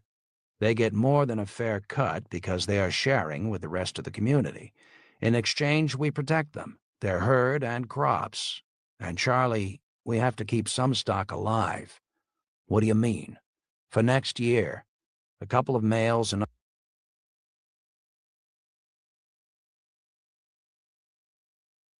You know what else I noticed in that conversation we just had? The intel of a school cook or a gal who works at a care home, you know, whether she's cleaning, whether she's in a cooking role, whatever. Infinite. That's really good knowledge right now. So people don't think about that as far as intel. But if your, you know, wife's, Pat, we'll take your example. If your wife was a cook at one of these things for years, she knows how it works. She knows the schedules. She knows stuff like that. So, you know, my son, and that's how in his daycare I got back in the kitchen, because the cook adored him, and he was one of the first kids to show up. So she would help watch some of the kids until some of the staff got there, because she had to be there for a truck delivery or she was prepping breakfast, right? So becoming friends with people like that, you get another insight into things, and you can find out, hey, this building is not worth the effort. Maybe it is, you know, or maybe you're friendly enough. You could back up the Suburban when you're picking up the kid when things go bad that first night, and you both load up your vehicles and you just go back to your place. You know what I mean? Anyway. Well, we talked about that before real quick, but Info, that- independent.com. that Yes. lunch lady that knows how to feed a bulk of people, she's used to doing it, which is gonna take a lot, which most people that's not used to cooking for a lot of people would whoop their ass. And Right. she also knows how to work around things. She knows how to stretch things in bulk, which Yep. is very, very, very useful in that. Because we all know somebody's got to run the kitchen. Great skill. All right, let's continue the book. Sorry, I just wanted to the intel of a lunch lady is not negligible. I learned that tonight. Well, I knew that before, but you know what I mean.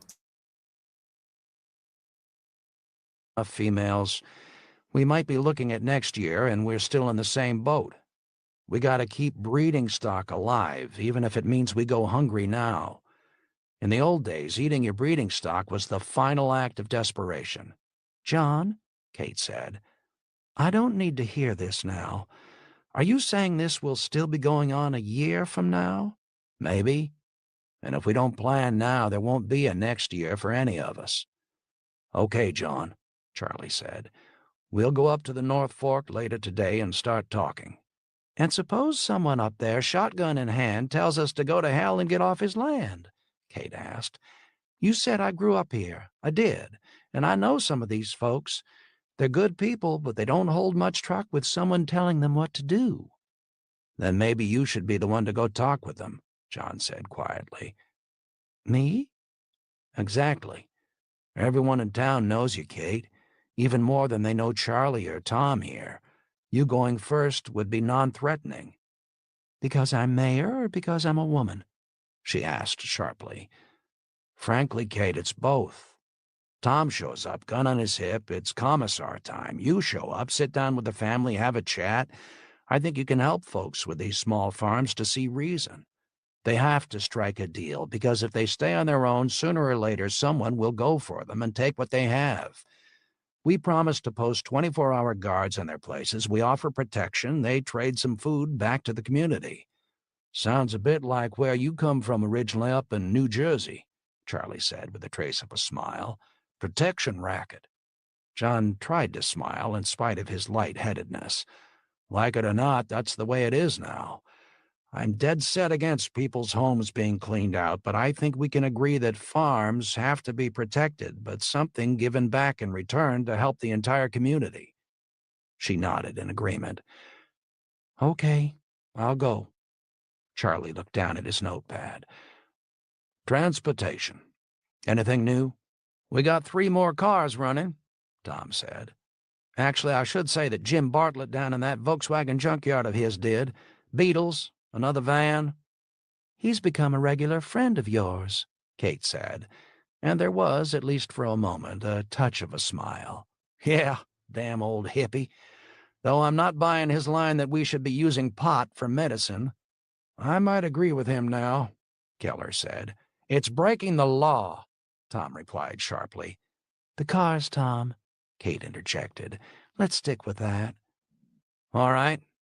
Other garages say they can get 10 or 15 more old junkers up and going, including an old tractor-trailer down at Younger's. We'll have 40 or 50 within the week, the policeman from Swannanoa said quietly. No one spoke, looking at him. You folks up here in Black Mountain always kind of look down on us in Swannanoa.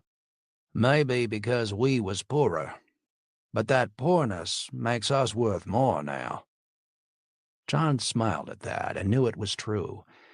He could remember Tyler calling Swannanoa a poor white trash town, with its trailer parks, auto junkyards, a town that had essentially gone to hell ever since the big woolen and blanket mill closed down years ago. What had once been a thriving small downtown area in Swannanoa was all but abandoned, especially after the big mill burned several years ago. Route 70, which went straight through Swannanoa, was lined with aging strip malls, thrift shops, and repair shops. It was finally starting to turn around, at least until last week, as more and more outsiders came in looking for land with the spectacular views the region offered. The area north of the town was developing with high-priced homes, but that was now a tragic loss. Half a dozen old farms had been chopped up into McMansion estates over the last few years. In the old trailer parks, there were a lot of cars that a week before anyone in a Beamer or new SUV would have given a wide berth to on the interstate. Some of those rolling heaps were now worth 100 Beamers. Folks, this is Carl Irwin, Tom interjected, Chief of Police for Swannanoa. I invited him here today to talk about a proposal we have.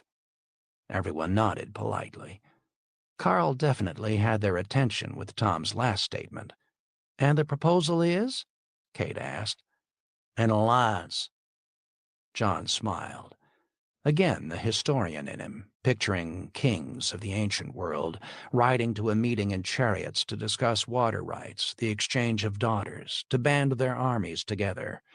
Carl and I have been talking about this for days, Tom interjected. It's okay with me. What's okay? Kate asked. That we band our towns together for the duration of this crisis? For what purpose? Defense, Carl said. We hold the door to the west. You have the one to the east. We cooperate, we survive. We don't, we are all in the deep dip. Charlie stood up and pointed to the county map pinned to the wall. We have the bottleneck for I-40 and Route 70 in our town on the east side. That's up just past Exit 66. Just west of Exit 59, there's another bottleneck where the Swannanoa mountain range has a spur that comes down. The two highways, the railroad and the creek, are practically side by side over there in Swannanoa. A defendable position, only a couple of 100 yards wide. We have the front door, they have the back door.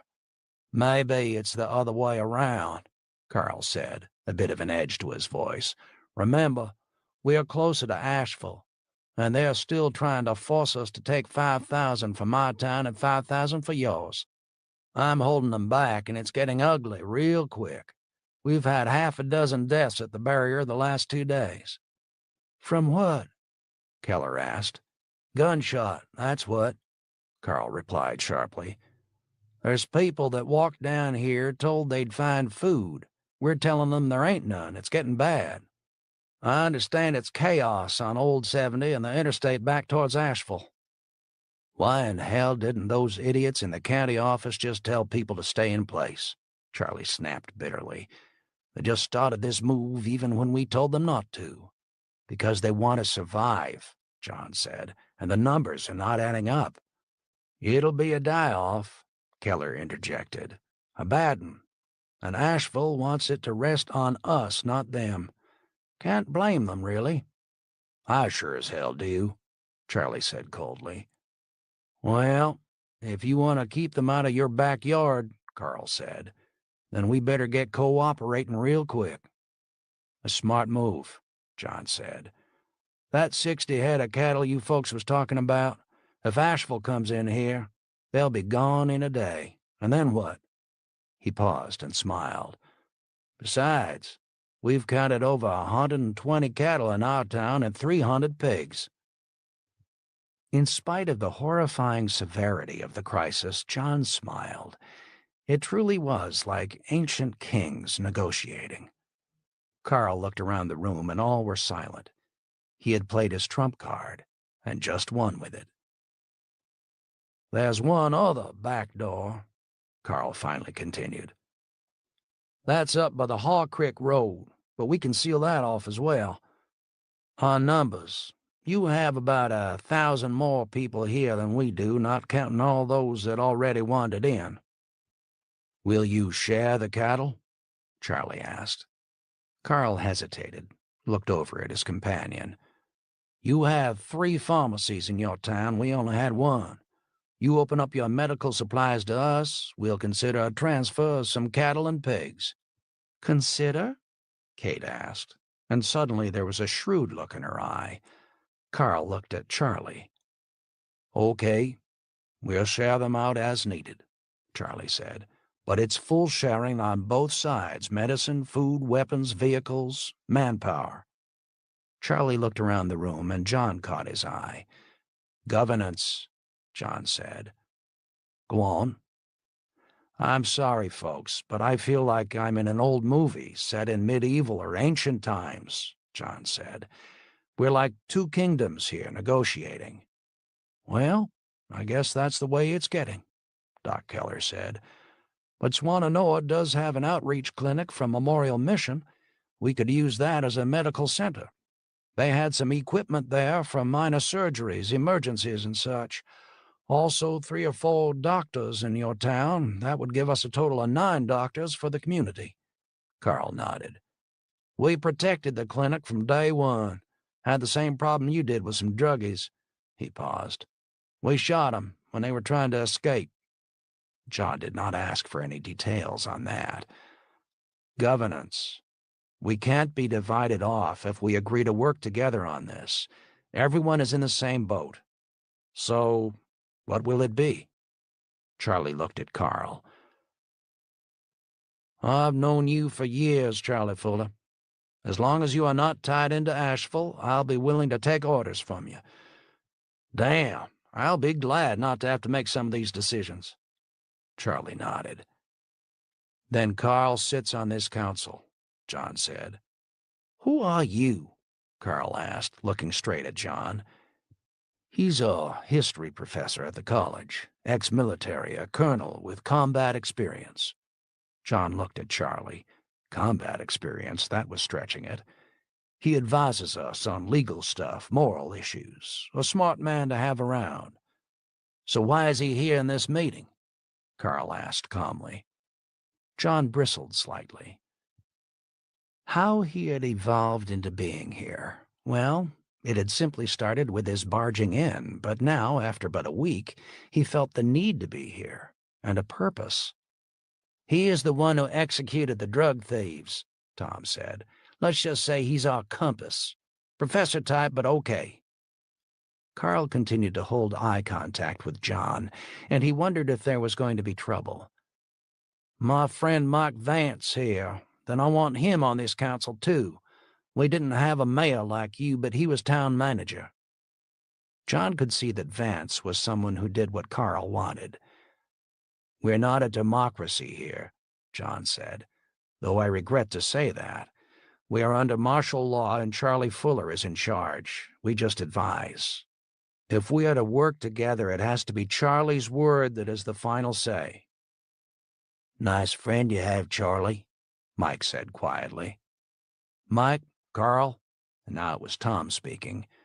We've got to work together, and I agree with John. Either Charlie runs it for all of us, or the deal is off. The room was filled with silence, and Carl finally nodded. Charlie came around the table, and Carl stood up, shaking his hand. John said nothing. The formal ritual had been played out, the kings had shaken hands, and the treaty been made. It was the smart move, though he wondered if all would feel the same a month, 6 months from now. Charlie went back to his chair and sat down. With the extra vehicles, I know the answer already, but gas supply? We just drain it out of all the stalled cars on the highway for starters, Tom said. I know that, but should we start rounding that up now? Wouldn't do that, Mike interjected. Gas goes bad over time. You can't get it out of the gas stations until we rig up some sort of pumps. Inside a car, though, the tank is sealed. It'll stay good in there longer than if we pull it out. I know. I own a wrecking shop. Like him or not, John realized, this man's knowledge at this moment might be more valuable than his own. All right, then, Charlie said. Back to Asheville. Carl, you and I both got the same demand from their new director of public safety, Roger Burns. Asshole, Carl said quietly, and Tom nodded in agreement. That we're to take 10,000 refugees in. He can kiss our asses, Carl snapped back. 10,000 of those yuppies and hippies, you've got to be kidding. John noted the change the alliance had already created. Now it was we against them. He hoped that would last. The debate flared for several minutes, Kate leaning towards accepting it, that these were neighbors as well, that some semblance of order had to be reestablished on a county level. Carl and Tom flatly refusing. John wondered what was going on at this moment down in Winston-Salem, Charlotte, or far bigger cities, Washington, Chicago, New York. Most likely by now millions were pouring out, at best organized in some way, but far more likely in just a chaotic exodus, like a horde of locusts eating their way across the suburban landscapes. At least here, geography played to their advantage, the choke points in the roads.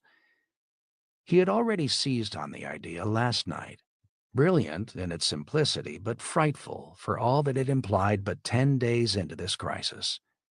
He waited for a pause in the debate. I have a simple answer, John said, that will diffuse the crisis without a confrontation. I'm all ears, Professor, Carl said sarcastically. Water. Water? Carl asked. But John could already see the flicker of a grin on Carl's face. Their reservoir is in our territory. The deal is simple. Lay off the pressure. Send their refugees somewhere else, or we turn the water off.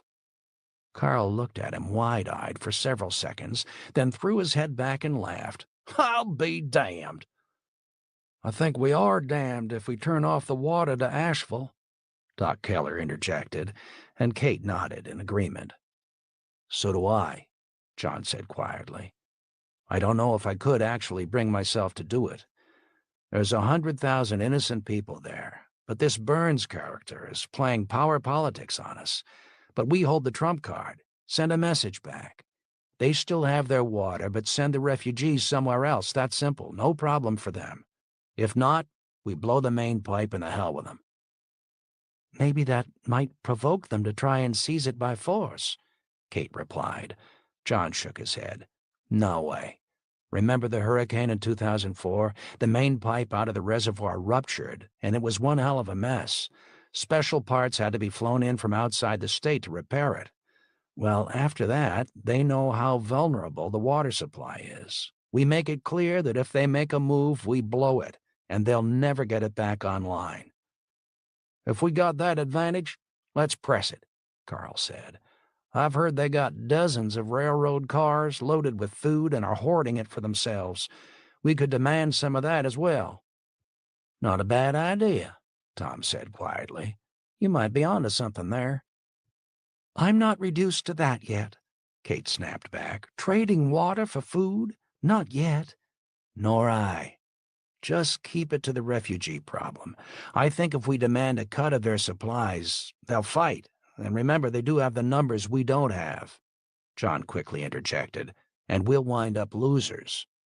But regarding the refugees, let's just say we'll make them an offer they can't refuse. Charlie smiled. That's right. You're from New Jersey originally. John smiled. They back off in the refugee issue and that water just keeps flowing.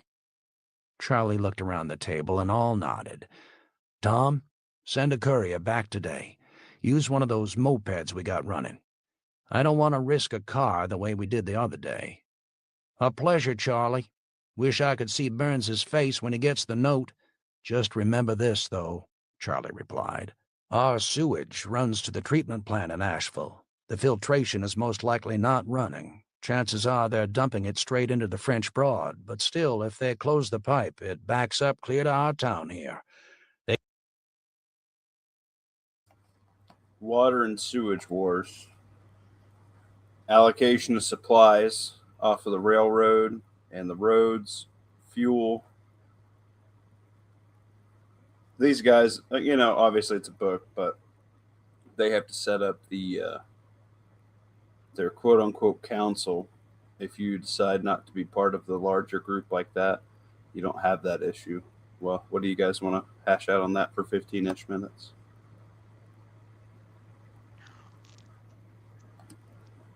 I think I wanted to say something on the last chat when they took that car into the town, and I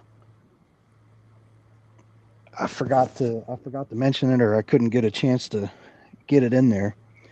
When resources are, so limited in the way that they are, going into any sort of confined area with a car, I think, is a bad idea.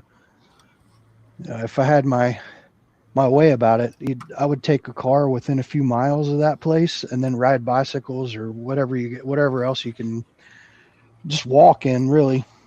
Yeah, if you had to, because you don't want to risk the every car disaster with the bridge with the dickhead cop.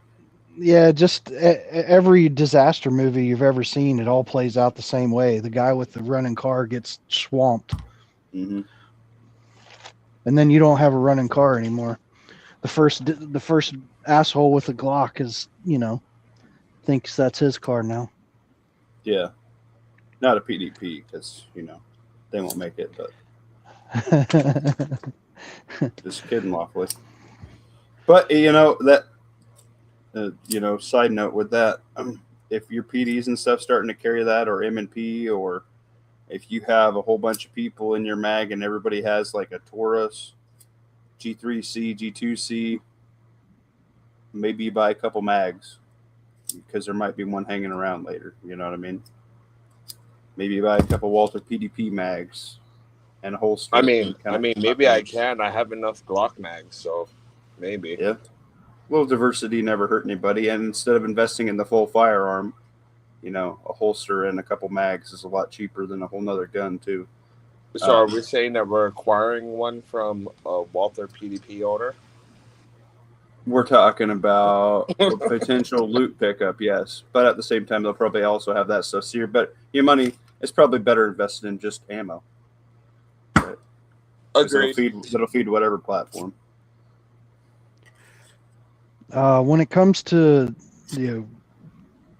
merging communities together, I think it's a good idea, because many hands make light work.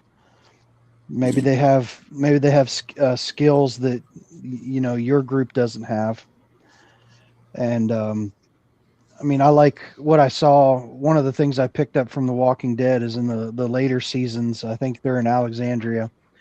They have like a council that handles things day to day. When it comes to, we'll expand or we'll plant different crops or what all that. I like the idea of having a group of people figure that shit out, like actual hold elections and stuff like that to see who wants people to represent them. Right. But when the wolves come, it was Rick's group taking them out and patrolling the inside town. Yeah, but when the first shot is fired, there needs to be, there needs to be the colonel. The colonel's in charge as soon as the bullets start to fly. Mm-hmm. And then I guess you have your regular military hierarchy below him, squad leaders and the such. I agree. And what we're talking about earlier when Lawfully was saying about maybe not going out on patrols because it advertises your position. If you're small and weak, I don't think you should be out patrolling, but you have to have that zone. So there has to be some sort of early warning system set up because, like you said, you don't want to be fighting at your mailbox because Right. if the bullet misses you, it might hit your wife behind you or your kid behind you. So you want to know it's coming at least. Right. And if you maybe do like they did on Civil War where they had a patrol on the roof. Okay, maybe Yeah, you have two guys on the roof. Regardless, people know what you're doing. But I would rather them be in a hide rather than just kind of fucking standing there Right. because, every Joe Schmo, any rural area is going to have its hunters. And if you're just standing up on the roof of some building, 5 guys could probably take out half your group before you even realized what was going on. With a Walmart Savage special. Yep. Yeah, that's true. Discreet. And the thing about a hide is, there could be no one in there, but nobody knows that. Right. Next thing is just as simple as if you have, we'll use a number. If you have 4 entrances, right? Well, as long as you have, a couple guys at each entrance that can like look out, and if somebody like walks by, they're not just like sitting there with their face in the door, That's not a bad way either. Maybe they're posted up in the hallway when somebody walks by, and then they run back and kind of get intel. But that's fighting at your mailbox. That defeats the purpose. I think you could probably increase your observability. I just now thought about it. The parabolic mirrors, because you were just saying if you're trying to protect a doorway, you don't want to be standing in the doorway because somebody could just snipe your ass from 1,000 yards away or whatever. But if you were offset, back off the side, and you had parabolic mirrors on the outside, you'd be able to see around the corner and what's coming. I like that. And since this has happened, you can do a lot of that with a drone. And you can get a $100 drone from Amazon and be able to go around a block on a battery. The problem is trying to come back in without the drone being seen where its entrance is, right? Yeah, that's less of a concern because if you're especially with some of them smaller drones, they could be 50 feet in the air, and they're hard to see if you cover all the lights and stuff. Mm-hmm. They're hard to see, and that thing could be 20 feet above you, and you can barely hear the thing. Right. If someone has thermal or something like that, there ain't shit you can do about that, but they're going to see wherever you go. Right.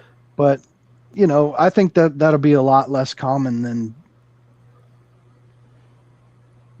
our... That's why Muffin Top says the most budget superpower is a thermal. Because it can do a lot, This digital night vision I have, it has a little bit of lag and stuff if I'm moving quick, but is it better than nothing? Absolutely. To the monoculars and stuff that I have now that I've been using, it's a lot better. I can see a lot clearer. I can actually walk with it. Could I walk with the monocular? Like a little, but I can actually walk with this. So, like, I will say this as someone that spent a lot of money on my monocular. I like my digital that I spent a quarter of the price on way more than my digital. Like, my digital's way better. Damn. Yeah, I know Jay was saying because he's like, I don't need back to in the be day. out- I don't need to be out a couple times a month playing in the dark, so then that way when I put it on, I don't get dizzy. Right. Digital, I don't get dizzy. Heck yeah. Yeah, Jay was saying, like, I'll get- just back in his day in the military, like, his digital compared to then's a little bit better, and that's just a time lapse, So don't be afraid to try some budget stuff. I'm using the Night Fox Prowl 2. Jay and Red Dawn Readiness train, and like Red Dawn has a freaking laser module to use it with a Gen 1 Night Fox Prowl. They're like $200 on Amazon without a helmet. I just put one on an airsoft helmet for an extra, like for my brother or for a give out, and I'd be okay with it. Yeah, I mean, I have a cheap airsoft bump helmet with mine. Like, I paid $80 for the helmet, $75 for the mount to connect it to it, and then I paid $3 for the Night Fox Prowl too. I got an airsoft helmet that was broken at the pawn shop, and I had to fix the straps and put another piece of hardware on it. And then after that, it was good to go, and they had a mount on it for fucking like $60. Yeah, and you're not in $4,000 to $6,000 on nods, like which I have on my monocular. Right, and you know, Pat did trade up a lot of money for his, but he has like the good shit. So you know, I thought mine was good up until I played with this, but yeah, if you had 4 of them, north, south, east, west can be covered, right? So it's a lot easier to get digital for 4 people than it is to get the good shit for 4 people. I mean, if anybody ever wants to freaking buy mine for half of what I bought it for, I'd easily give it away to them. I can take it, because then I'll buy 4 more sets of the fucking cheap shit. There you go. And I don't think you're going to be walking around with that stuff anyways, because in the scenarios that we're discussing, the people that are back at the base, they're going to be observing with that stuff passively. Yeah. Because if you gave that shit out to your guys that are out on patrol, you know, freaking Sub-Zero Ninja pops up behind him, slits his throat, and now all of a sudden he's got night vision and you don't. Well, and also they're probably going to be out on the side-by-side running into fucking trees because they're dizzy and they don't know where the fuck they are. Passively maybe flipping a desk over. For somebody that doesn't get out in the fog when it's foggy. Somebody that doesn't go out twice a month in the dark and fucking look through it in the pitch black dark. Like, flipping a desk with some sandbags might be better. Just kind of post it up behind it with an AR and a shotgun sitting there. But if you're up in a tree with a monocular, yeah, you can passively use it. Excellent. But that's what makes me really want to pick up, and I hope they have that deal again on Black Friday for that 4x9, just like regular old school scope, like cheap scope, but it was a thermal. If that's on sale on Black Friday again for $5, just put that on a bolt. The amount of scanning and observation that allows you without anybody being able to see like an IR light or whatever. I don't know what the range on it was, but it has to be more than my clip-on. If you can get 300 yards out of it for $500 and you have that much advanced notice with nobody being able to see you because it's a thermal and not just like digital night vision, anybody with night vision can see the IR, right? No matter what kind of night vision you have. If you're looking through a freaking trail camera, taking a picture, then going back and looking at it, putting the SD card in the camera. Yeah, like you can see that. The Ring doorbells, you can see all that stuff. You can see all the cameras. You can see all the. You can see anything. Yeah, you can see everything with IR. You can also see most of everybody's cell phone in their pocket. No, that's what I'm saying. Yeah, right. You can also see most of that through a cell phone. You see most of it through a cell phone. Well, it's not, Justin, we're not pointing out that you can see it with your cell phone. We're pointing out that with those, you can see people's cell phones. Because anybody that's got their facial recognition to unlock their phone set up or whatever, your IR camera's on all the time looking for a face. Right. And then any of your smartwatches, particularly that have like a pulse ox on the bottom. Yeah, anything that's IR. Anything that's IR is constantly flashing. So you can see that stuff. It's crazy. And I need to do a video with it so you guys can see that stuff. But that was one of the biggest things that surprised me, like that I didn't expect when I first really started trying to play with my night vision. Is about my entire front yard is completely lit up by my Ring door cam. That was kind of crazy. I didn't think about something like that. Mm-hmm. Mm-hmm. And while we're on the subject of like thermals and night vision, I've been kicking around this thought in my head.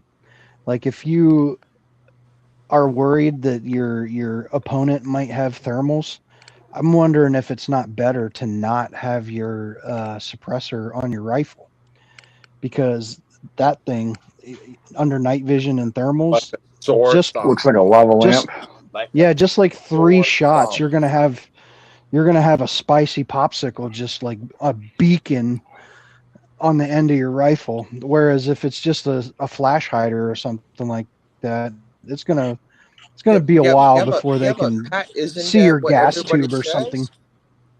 But Pat, isn't that what the big argument is on the internet? That it's like, oh well, we run suppressors for a certain reason. Yeah, honestly, for if a I'm running my certain suppressor, reason. I really just want it for inside.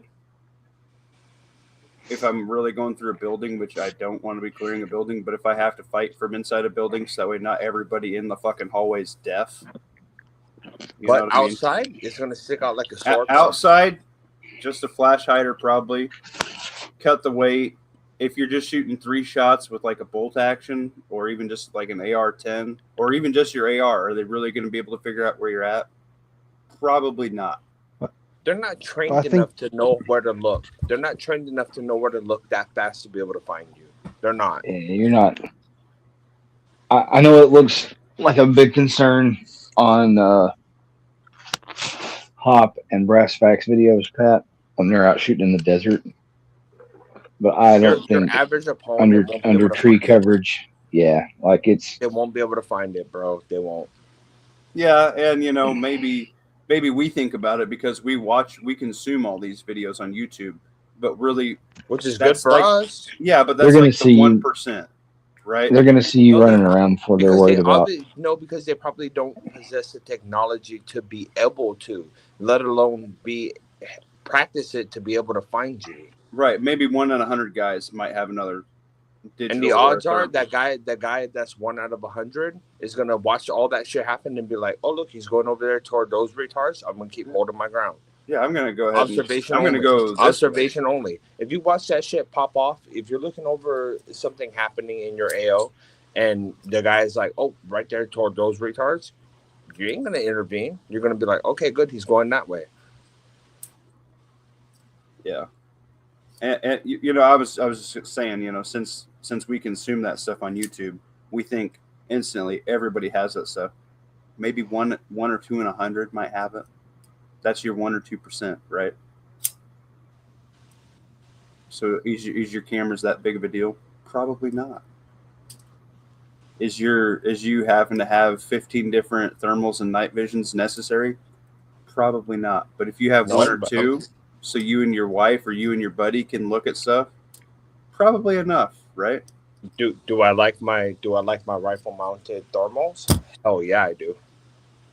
All you guys walking around with digital night vision, especially the cheaper stuff, are just gonna be looking at each other with digital night vision on, just seeing each other's faces. Hey, you won't be, so just relax there. I know I won't be. You know, You'll be lawfully- sleeping. You know what, lawfully? Oh, PO drop box your ass. Don't fucking test my gangster right now. You know what? I'll make you go out in the dark with it, and you're gonna be like, okay, well, belay my last. Since Black Friday, I I've played done with that. it. That's what I did Since last Black week. Friday, I picked up the 2 things that I thought I was really missing in prepping, the drone and the digital night vision, and honestly, I'm not mad at either one. They both add their different capabilities. I play with the drone with my son. Maybe one day we'll run airsoft when I'm an old man and he's young, and we'll get some training in with it. Maybe we'll walk around and schwack coons and coyotes with it. And I hope All of like you the and I have high a end predator hunters I know here, like that's a group that I know will be where I'm at. That's the problem, is I know those guys have very, very expensive thermals. I know those guys have good nods. They have PVS 14s and stuff because That's they're like- what I'm willing to give up. they're is like Foxtrotter 6. Have you seen that guy's fucking coyote hunting loadout? It's probably almost 20 grand. No, but what I'm saying though is because I have 14s, and like, dude, if you don't get out there and stay on it and be real with it, you're gonna fucking get disorientated and end up throwing up or crashing into a tree or some shit like that. Sure, but You what get I'm used to saying- it. What I'm saying, Yeah, but you have regardless, to is stay used to it. you can have a guy who has it and just goes and shoots 100 yards on a paper target, or you can have a guy that actually hunts animals that move and can smell and shit and can hear. I mean, I don't hunt animals with my shit, but do I No, practice? I'm just Yes, saying, I like do. it's different, Like, right? Your AO is also a lot different than mine. Is basically Right. what it Like boils I down love watching Foxtrotter 6, and I've talked to him in the background and stuff, dude. And the groups that he hangs out with, like he in like the big hog hunting groups that are around lawfully, like the night vision guys. Dude, those guys are cruising fucking hauling ass in some freaking side by sides. But it's because they do it. Because they do it. Exactly. And ask me how I know about crashing into a tree. That's why I keep reiterating it. Is because I fucking crashed into a tree. You're grounded. I've freaking done Lawfully, it. what do you got going on there, night vision, man? It's not night vision.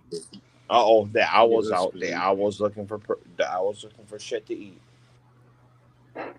Anyway, Yeah, big ass owl that likes to. what do we think here? Do we want to reiterate anything on the book? Anything that we kind of popped into mind here? And that's sorry, before I clear the floor. That's why I wish they'd make an updated version of something like this book wise, because so we can discuss it, because you can buy $100 drone. You can buy $300 Then digital why night don't we vision now. become the updated version of You this? can buy. Well, I don't have fucking time to write a book. You can The- buy. after the You can buy a discussions, thermal you're more for than $500, $800, $1,000. You can get DTN. You can get a Rattler. You can buy. ATN Rattler. Yeah, ATM. Yeah. DTF. No.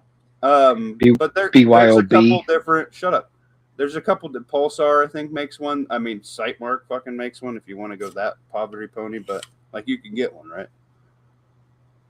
I'm seeing those Hollow Suns coming up relatively cheap now too.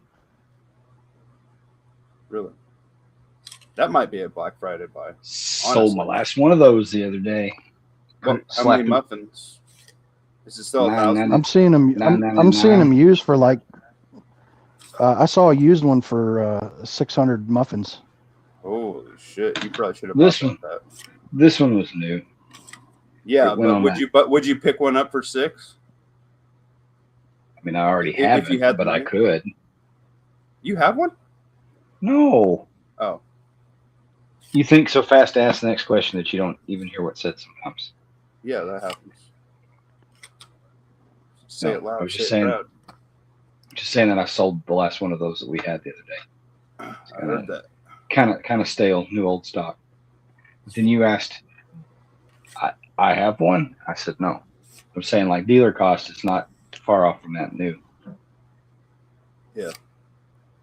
Oh, Black Friday might be lit.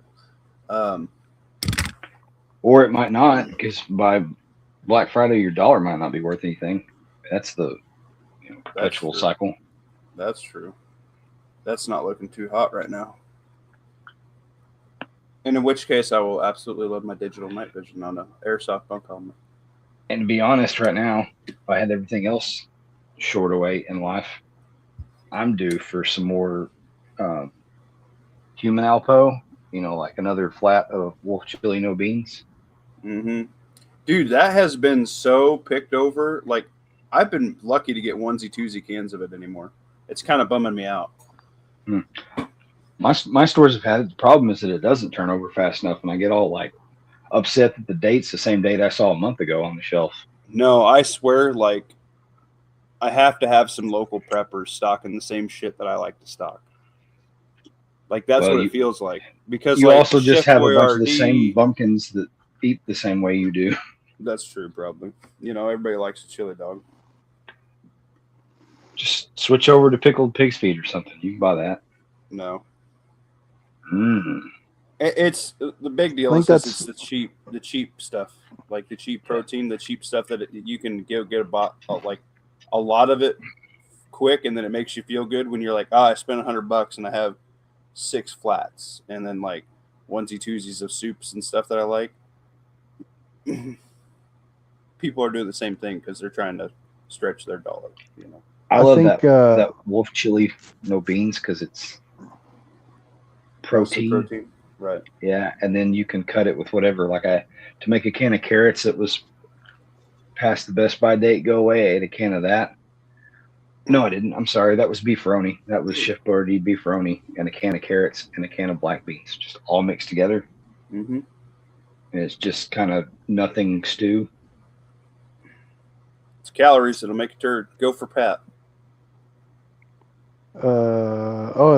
Mike Tango Whiskey talked about something a while back about that. Like, try and don't flow with the crowd. Like, if everyone's picking up your favorite chili in a can, maybe switch to something else for a little while. Start stocking ammo. Start stocking silver. Yeah. When the run on ammo starts, don't be stocking ammo anymore. Right. Switch back to the cans of chili. Switch to soap and toilet Bro, paper. for real. Get your ammo now, people. It's like there's not going to be better deals this year. And that's not like a freak you out and make you panic buy, but I'm saying buy it now while you can still find it. It's never going to go down. So no, it's never well, be so cheaper. It had, and then we had decided to get into war with Iran and dick up everything. But like we had found the new low, and then now it went away. All the speculation has drove the cost back up. Yeah, Mac, we For ran dealers. it for a couple hours. We still got, hold on, how much more of this book? We're on 5 hours and 55 minutes out of 11 hours and 50 minutes. So we're right at about halfway. So we got about 4 more chats or so, 4 or 5 more chats to finish up the book. This is episode 4. So we do have 3 previous episodes as well. Hey, Mac. Good evening, sir. Well, you paused it kind of in the middle of a chapter. Yeah, I did. Well, they had good points that I wanted to talk about. And then we got off on our thing. Yeah, I know. You want to finish this chapter and then say good night, everybody, and then Turn it off immediately? Yeah. Good. Yeah. Pat, you got anything? Did Justin beat bail? Did we lose Justin? he dropped. I don't know if he did it on purpose or if his phone died. Gotcha. Put a 1 in the chat if you want to continue the book a little bit, people. Pat, finish up your thought. Nothing to add at this Lawfully point. finish up your thought. Ow. Dying. Book. Okay, book it is. Literature. Literature. Change your optic batteries. Don't leave batteries in your optics. Wipe the bitterant off. Unless it's your daily. We could shut that down in retaliation. Then we threatened to dump our raw sewage right into Swannanoa Creek, which runs downhill to Asheville, Tom replied. Jesus Christ, Keller sighed. Are we getting reduced to this? No one could reply. All right, Charlie said. The big issue. Our roadblock on I-40 at the top of the gap. He looked at Tom. It's getting bad there. Like we agreed to yesterday, I had someone take a note down to Old Fort at the bottom of the mountain asking them to post a sign that the road above was closed. Old Fort refused. They've got 7, maybe 10,000 refugees camped there, all of them trying to get up into these mountains. They want us to let the people pass. In fact, they're encouraging them to hike up the interstate and, if need be, force their way through. The pressure is building. There's refugees strung out all along the highway. Last night, one of my men shot and killed 2 of them. What? Kate snapped. I didn't hear of this. Figured I'd bring it up this morning, Tom said. What happened? A crowd of about 50 just would not turn back. The men guarding the gap said they recognized several as folks who had been turned back earlier. They planned what they did and tried to rush us. Someone on their side tried to shoot, and my men fired back. 2 dead on their side, about a dozen wounded. Kate shook her head. It's going to get worse, Tom said. Remember what Mr. Barber said when he flew up here last week? The interstate clogged with refugees pouring out of Charlotte and Winston-Salem? Well, Charlotte is 110 miles from here, Winston-Salem about 140. Give a family burdened down with stuff about 10 to 15 miles a day. That means the real wave is going to start hitting us today. I'm surprised it hasn't been sooner.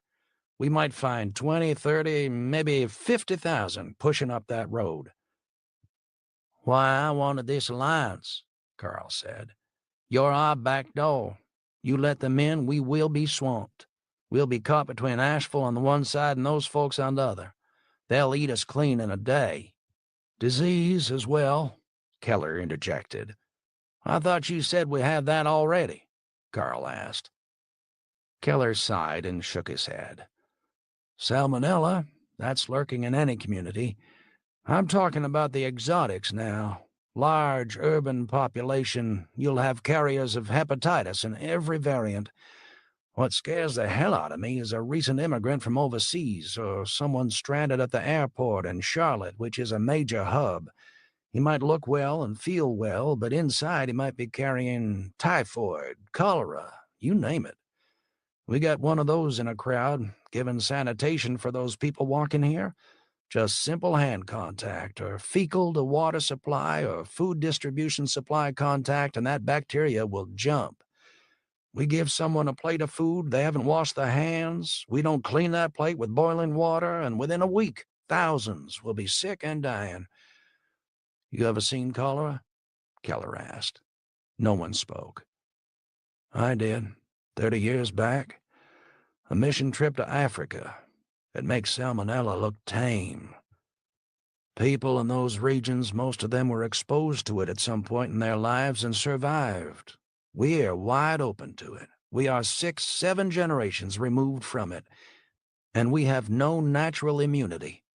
America is like an exotic hothouse plant. It can only live now in the artificial environment of vaccinations, sterilization, and antibiotics we started creating 100 or more years ago. We're about to get reintroduced to life as it is now in Africa, or most of the Third World. Not counting the global flu outbreak of 1918, the last really big epidemic, one that killed off a fair percentage of a population in a matter of weeks, well, I think it was the Chicago typhoid epidemic back in the 1880s that killed tens of thousands. Water supply got polluted with typhoid and they died like flies. It made the famous fire pale in comparison when it came to body count. Inoculations? Charlie asked. Well, Keller said with a cynical laugh. For typhoid or cholera? Those are inoculations administered by the county-level health department for travelers overseas, and even then they have to be special ordered.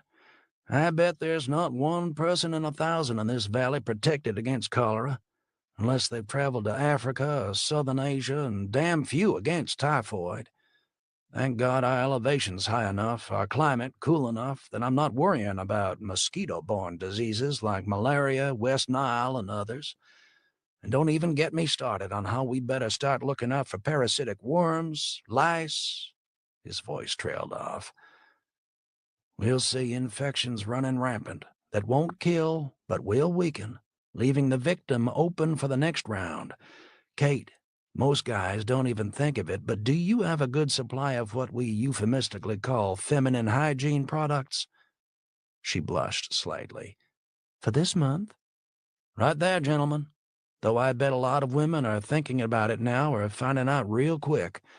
They're back to great-grandma's days, and that, combined with no bathing, poor diet, we'll see a soaring infection rate. And that's just one of a dozen situations we never thought about before last week. Johnny steps on a rusty nail, get a tetanus shot. We might have 100 of those left in the whole community. We might be staring at lockjaw come fall. Shall I go on? No one spoke. John looked into his old friend's eyes and could see that this doctor, more than perhaps anyone else in the room, was haunted by just how medieval this nightmare might get. As a historian, John knew the horror. For every person who died in the westward migration prior to the Civil War from Native Americans attacking, the stuff of American legends, thousands, maybe tens of thousands, died from water holes polluted by cholera and typhoid. But that doesn't make for a good movie. One thing we've neglected I want taken care of right now, Keller said, and I could kick myself for not thinking of it sooner. Get the veterinarians organized. Vets? Carl asked. Hell yes. They have anesthesia and antibiotics, and frankly, in a pinch, can do emergency surgery as well. Inside a dog isn't all that different from a human. Same with dentists, podiatrists as well. Get the meds they still have, move them to the clinic we've agreed to set up in Swannanoa, and guard it 24 hours a day. Charlie noted it down. Back to the refugees. What do we do? Charlie asked. Seal it off, Carl said. We continue to seal it off, Tom replied, and I tell you there'll be 50,000 piled up on that road by the end of the week, and sooner or later they'll storm us. Casualties be damned. A safety valve, then, Kate interjected. How's that? Charlie asked. We got a pressure cooker ready to blow on the interstate at the Gap. Either we have it blow in our faces or we create a safety valve. Like I said, how? Charlie said, a touch of exasperation in his voice. Let people through. God damn, Carl snapped. I thought this alliance was so we can guard each other's backs, and now you're talking about letting them in? If so, we pull out of the deal. You are already in the deal, Charlie said coldly, and once in, you can't leave. Jesus, you're starting to sound like a damn Yankee, and I'm a rebel. If we want to secede out of this union, we'll do so. Kate has it right, John said. Oh, great, the professor speaks, Carl replied, voice filled with sarcasm. Damn you, listen to some reasoning, John shouted. The outburst made him feel lightheaded, his hand throbbing. It caught Carl off guard, though. She's right. We let people through 100 at a time with the understanding that they don't stop until past the barrier on the far side of exit 59. Then they can keep on going. They check their weapons in with us, just like when cowboys rode into town and the sheriff met them. We give the weapons back once they're on the far side of our territory. No food give-outs. But for decency's sake, at least set up a watering spot, say by exit 64. There should be enough water pressure to run a temporary pipe up there. A privy as well, with lots of lime thrown in and safe drainage. Charlie nodded. We hold them back, like Tom said, and the pressure will build until they just overrun us. What about the threat of disease that Doc Keller was talking about? Tom asked. I think when comparing one threat to another, what Kate and John are saying is the lesser of two evils. If someone is visibly sick, we don't let them through. Quarantine, like the old days. Everyone else, they can walk on through, but no stopping. Armed guards keep their distance while escorting them. We have hazmat suits, Charlie announced. What? 20 of them, stockpiled in the storage area of this building. They were issued out by Homeland Security a couple of years back. Never thought we'd be using them like this, but would that serve? Damn good, Keller replied. Anyone interacting at the barricades with those on the other side wears a hazmat. Good psychological impact as well, John interjected. Conveys authority. And frankly, though I hate to say it, those on the other side will feel inferior, and thus more compliant about being marched through without stopping. He was inwardly angry for even mentioning that. Uniforms, and the white hazmat suits were like uniforms, had always been one of the means throughout history to control crowds, including those being herded to death camps. Water only, like I said. Sharp watch that no one relieves themselves other than at the designated privy. Armed guards in hazmats escorting them. They're allowed through, and that's it. What about Asheville? Kate said. They might block the road as well. There's no defensive barricade there yet, Carl said. They are assuming the flow is all towards us. We might get away with it for a few days before they organize. If they do, we try some logic on them to just let these people keep moving. Or as the professor there said, we mention the water supply and make them an offer they can't refuse. John looked around the room, and there was no dissent. Good plan, Charlie finally said. That's what we'll do. One change on it, though. Some should be allowed in to stay, Kate replied. How's that? Keller asked. There's hundreds of people from right here who got stuck on the day everything went down, driving back home, driving to meetings, flying in or out of Charlotte. They have every right to be here, and we must let them in. Nearly everyone from Asheville who got stuck there is back, but we have people, several hundred, still missing. When they show up, we got to let them in, along with those who own property here and are trying to get to it as a safe haven. They've lived with us for years. We owe them that chance if they make it here. What about the disease, though? Charlie asked. Well, like the doc said, quarantine, John replied. It's the way things were done 100 years ago with ships coming into New York. A doctor inspected the passengers. If he was suspicious, they were put in an isolation ward. Again, a film image came to John. Remember Godfather 2? When the Don came to America as a little boy and was put in isolation because they thought he might be sick? We did it all the time then, and it worked. Yeah, and look what we got with that guy, the Mafia, Carl replied. John realized he had pulled the wrong analogy, but pressed on. The practices of 100 years ago did work, and we have to step back to them. If a ship came from a port where they knew there was some outbreak of a contagious disease, the ship itself was anchored in the outer harbor until it was deemed safe to pass.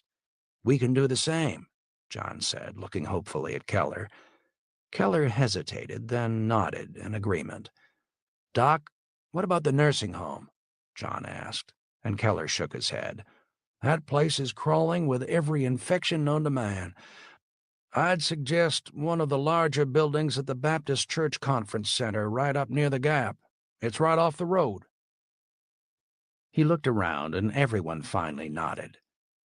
Look, I know I won't be popular with some of you bringing this up, Carl said, but the outsiders, those that wanted in here the first few days before we sealed off, that boosted our numbers by maybe 2,000 or more.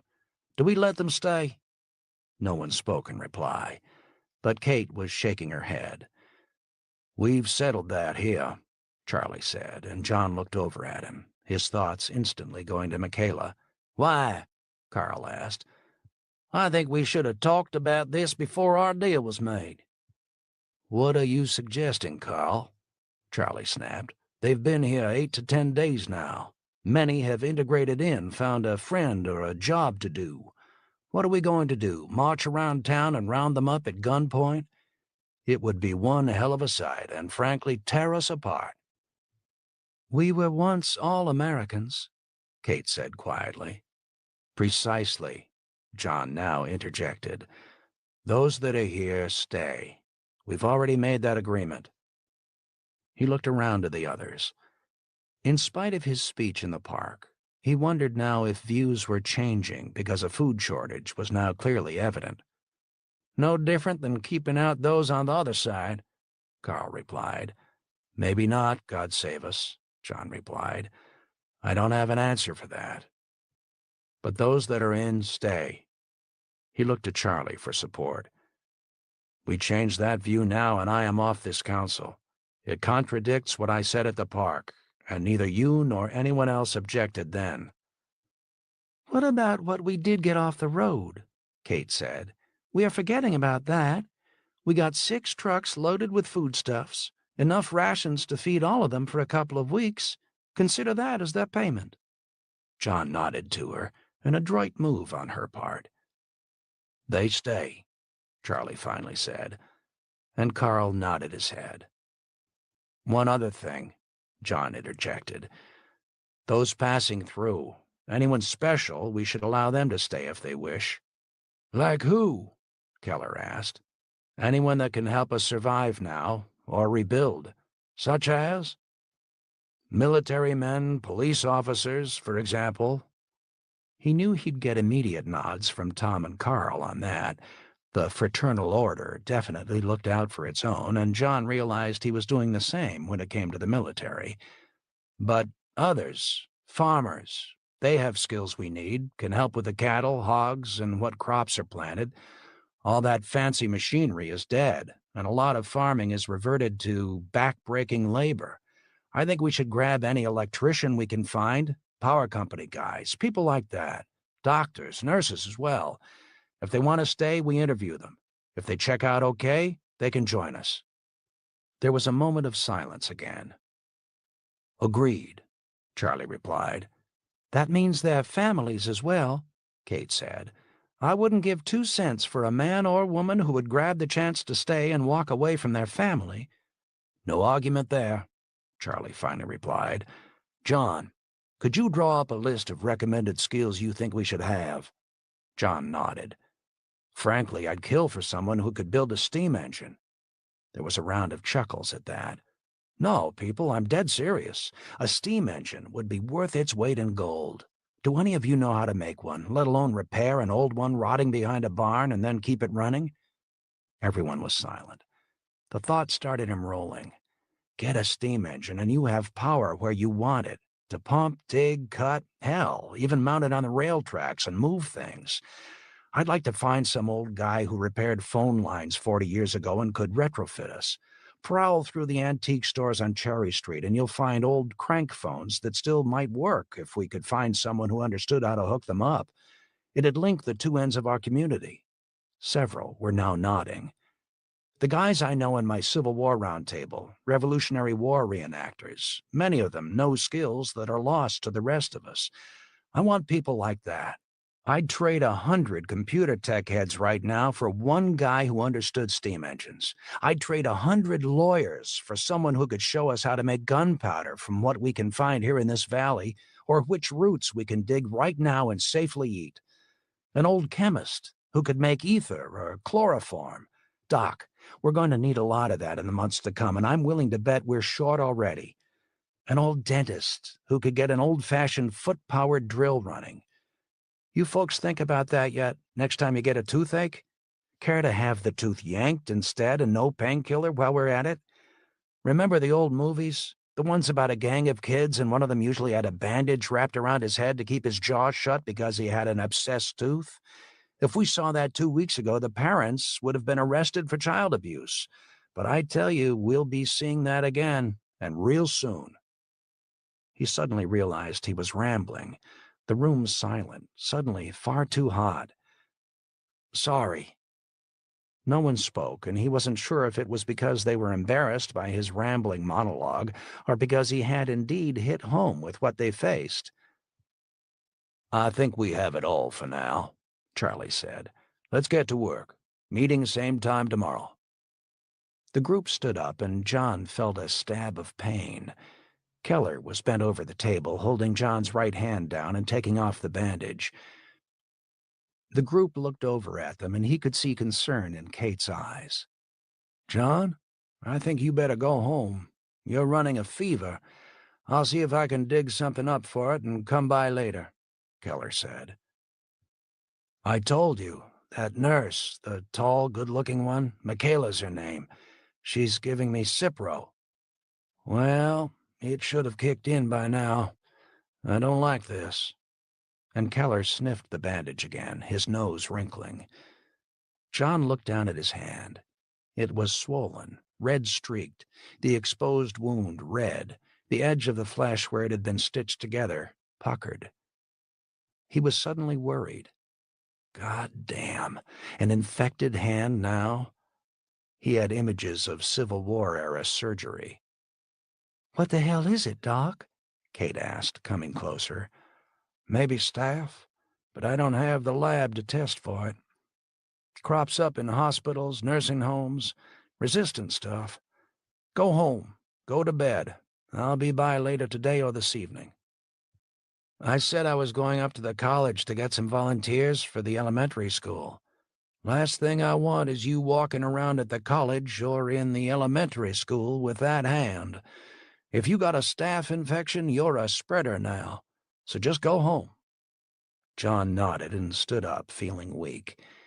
He headed to the door, Keller walking alongside him. Starting the car up, John headed for home, and as he pulled into the driveway, he knew.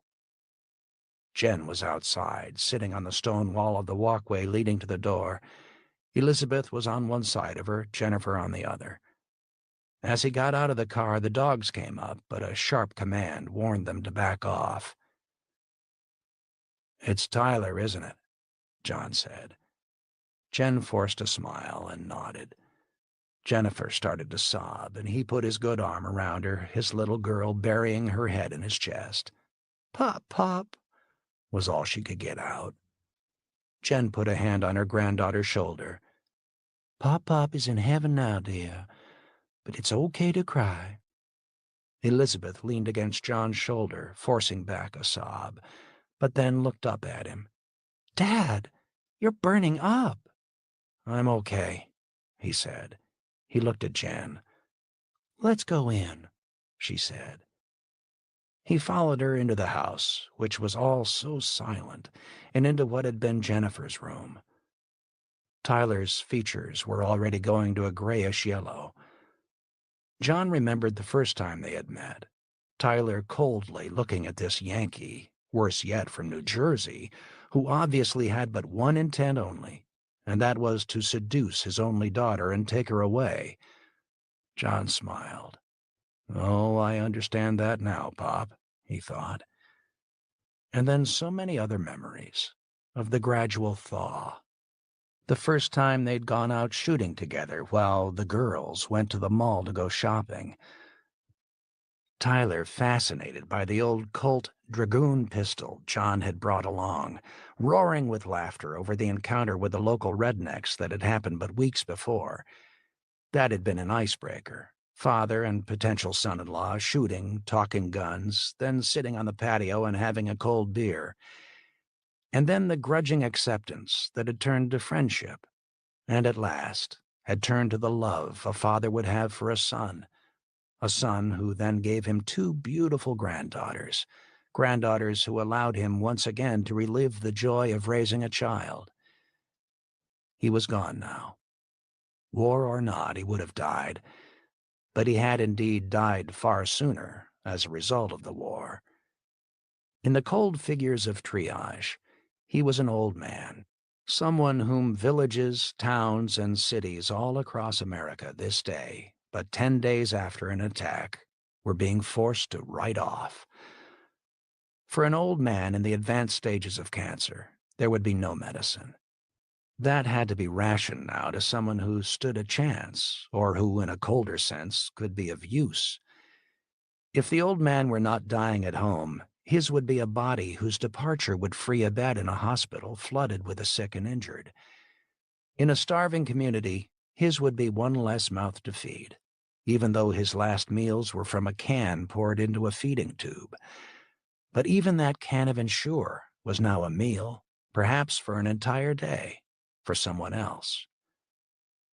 Tyler was dead, and there was a war, though it did not in any sense seem like a war that any had even conceptualized this way. And he was dead as surely as millions of others were now dead or dying after but 10 days. As dead as someone lying in the surf of Omaha Beach, the death camp of Auschwitz, as dead as any casualty of war. Frightened for a moment, John looked back at Jennifer, who stood in the doorway clutching her grandmother's side. The last of the ice had given out 2 days ago, the bottles of insulin now immersed in the tank of the basement toilet to keep them cool. And there was a flood of panic in John. He knew almost to the day how much insulin was left. He caught Jen's gaze. The way he was staring at her granddaughter, she pulled Jennifer in tighter to her side. He turned back to look at Tyler. "I think we should pray," John said. He went down on his knees and made the sign of the cross. "Hail Mary, full of grace." It was close to sunset. To the north, the hills, so affectionately known to all locals as the Seven Sisters, were bathed in the slanting golden light of evening. Beyond them was the massive bulk of Mount Mitchell, its slopes green as spring moved steadily upwards towards the summit. "I think that's steep enough, Ben," John said. Ben looked up from the grave he had been digging for the last 3 hours, helped by John's students, Phil and Jeremiah. Charlie had been right. The golf course was the ideal spot for the new cemetery, the earth easy to dig. Over 20 other graves had been dug this day or were being dug now. The 7 who had died in the elementary school during the night, 5 others who had died during the day, and 3 suicides, though one minister had tried to protest that decision that they be buried in what was now consecrated ground. That protest was greeted with icy rejection from Charlie, who was now a former member of that congregation. There had also been 2 more heart attacks, 4 more elderly from the nursing home, and perhaps most tragic of all, the Morrison family burying their 7-year-old boy, who had had an asthma attack. John tried to block out the screams of the mother as the dirt was shoveled into her boy's grave. Reverend Black drew away from the Morrisons and came over. "Ready, John?" John nodded. Richard Black looked exhausted, eyes bloodshot. The Morrison boy had been part of his congregation, a playmate of his son's. John looked over at Jeremiah and Phil and nodded. The 2 boys went to the car, opened the back seat, and struggled to pull Tyler's body out, wrapped in a quilt. He was already stiff with rigor mortis. They carried him over and stopped by the side of the grave, looking down, and John realized no one had thought about how to put the body into the grave. Always bodies had been in coffins. Concealed mechanical winches lowering them in a dignified manner. Jennifer broke away from her grandmother's side, hysterical, and ran away. John looked at Elizabeth, and she turned to chase after her sister. "I'll help," Rich said. He eased himself down into the grave, Ben joining him. They took the body from Phil and Jeremiah and maneuvered it down, then pulled themselves out. John found himself suddenly wondering why the old tradition of a grave supposedly having to be 6 foot deep existed. Fortunately, this one was maybe 3.5, 4 feet down and easier for the Reverend to get out of. Tyler rested in the bottom, face covered but bare feet exposed, and it struck John as obscene for him to be exposed thus. But there was nothing to be done for it now. John looked at Jen, who stood at the head of the grave, almost serenely detached. "I don't know the Catholic rite," Rich said. "I'm sorry." "I don't think God or Tyler minds," Jen said. "You've been a friend and neighbor for years. I think he'd want you to do this for him, for us." Rich opened his prayer book and started the traditional Presbyterian service for the dead. Finished at last, he went to Jen, hugged her, and kissed her on the forehead, then did something John had seen only once before, at a Jewish funeral, years before. Rich picked up the shovel from the pile of earth, scooped up some dirt, and let it fall into the grave. The time John had seen that, it had shocked him. The funeral of the wife of a beloved grad school professor. The rabbi had thrown a shovelful in, then the husband, then family and friends had done so also, filling the grave in while John's beloved professor stood silent, watching the coffin disappear and the earth finally being mounded over.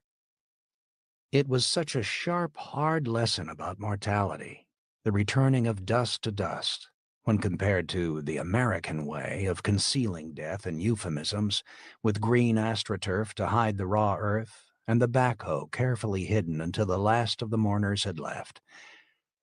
That set Jen off, and at last she collapsed into tears. Rich looked at John and handed him the shovel. Though it was agony, both physical and emotional, he knew he had to do it. He filled the shovel, turned, hesitated, then let the dirt fall, covering Tyler's face. Lightheaded, John stepped back. "We'll take care of it, sir." It was Jeremiah. John nodded and handed the shovel over. He walked away, heading towards the park. Jennifer and her sister were in the playground. Jennifer sitting on a swing, her big sister sitting on the ground by her side. Jennifer looked up at his approach. Elizabeth stood up, tears streaming down her face, and came up to his side. "Is it over?" "Yes." "I thought I should stay with her, Dad." "You did the right thing." "You've got to talk with her." And Elizabeth's voice broke. "She's thinking about—" Her voice trailed off. "Go take care of your grandmother." "Sure, Dad." He went up to the swing and looked down at Jennifer. "You okay, sweetie?" She didn't speak, head lowered. She had brought Rabs along and was clutching him tight. John fumbled, fighting the fever, not sure what to say, afraid of what might be said. "Remember when I used to push you on the swing?" he said, filled now with nostalgia for that time when Mary was still alive, and they'd bring the girls down here to play, to feed the ducks, and, while Mary still had the strength, to walk around the lake. He got behind Jennifer, reached down with one hand to pull the swing back. "How about we do it again? I'll push to get you started." And with that, she was off the swing, crushing herself against his side, sobbing, "Daddy, when will I be buried here?" He knelt down and she wrapped her arms around his neck. "Daddy, don't bury me here. I'd be afraid during the night. I always want to stay close to you. Please don't bury me here." He dissolved into tears, hugging her tight. "I promise, sweetheart. You have years and years ahead. Daddy will always protect you." She drew back slightly and looked at him with solemn eyes, eyes filled with the wisdom of a child. "I don't think so, Daddy." That was all she said. Later, he would remember that they remained like that for what seemed an eternity, and then gentle hands separated them, Jen's hands, and strong hands. Ben, John's 2 students, helped him back to the car, and then the fever drowned out all else. Chapter 7. Day 18. He awoke feeling so weak he could barely... We hit the next chapter, yo. It's tough. Mm-hmm.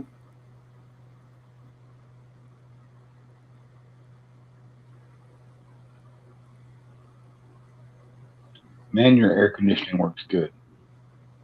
What are we talking about? Sounds like it's blowing hard. I got a fan right next to my thing. Is that better? Yeah, that must have been what it was. Sorry.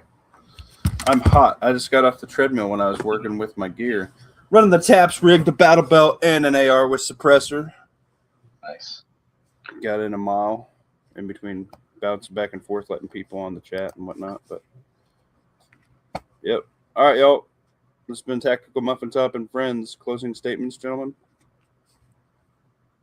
Stay hydrated. Wash your nuts. I'm about to.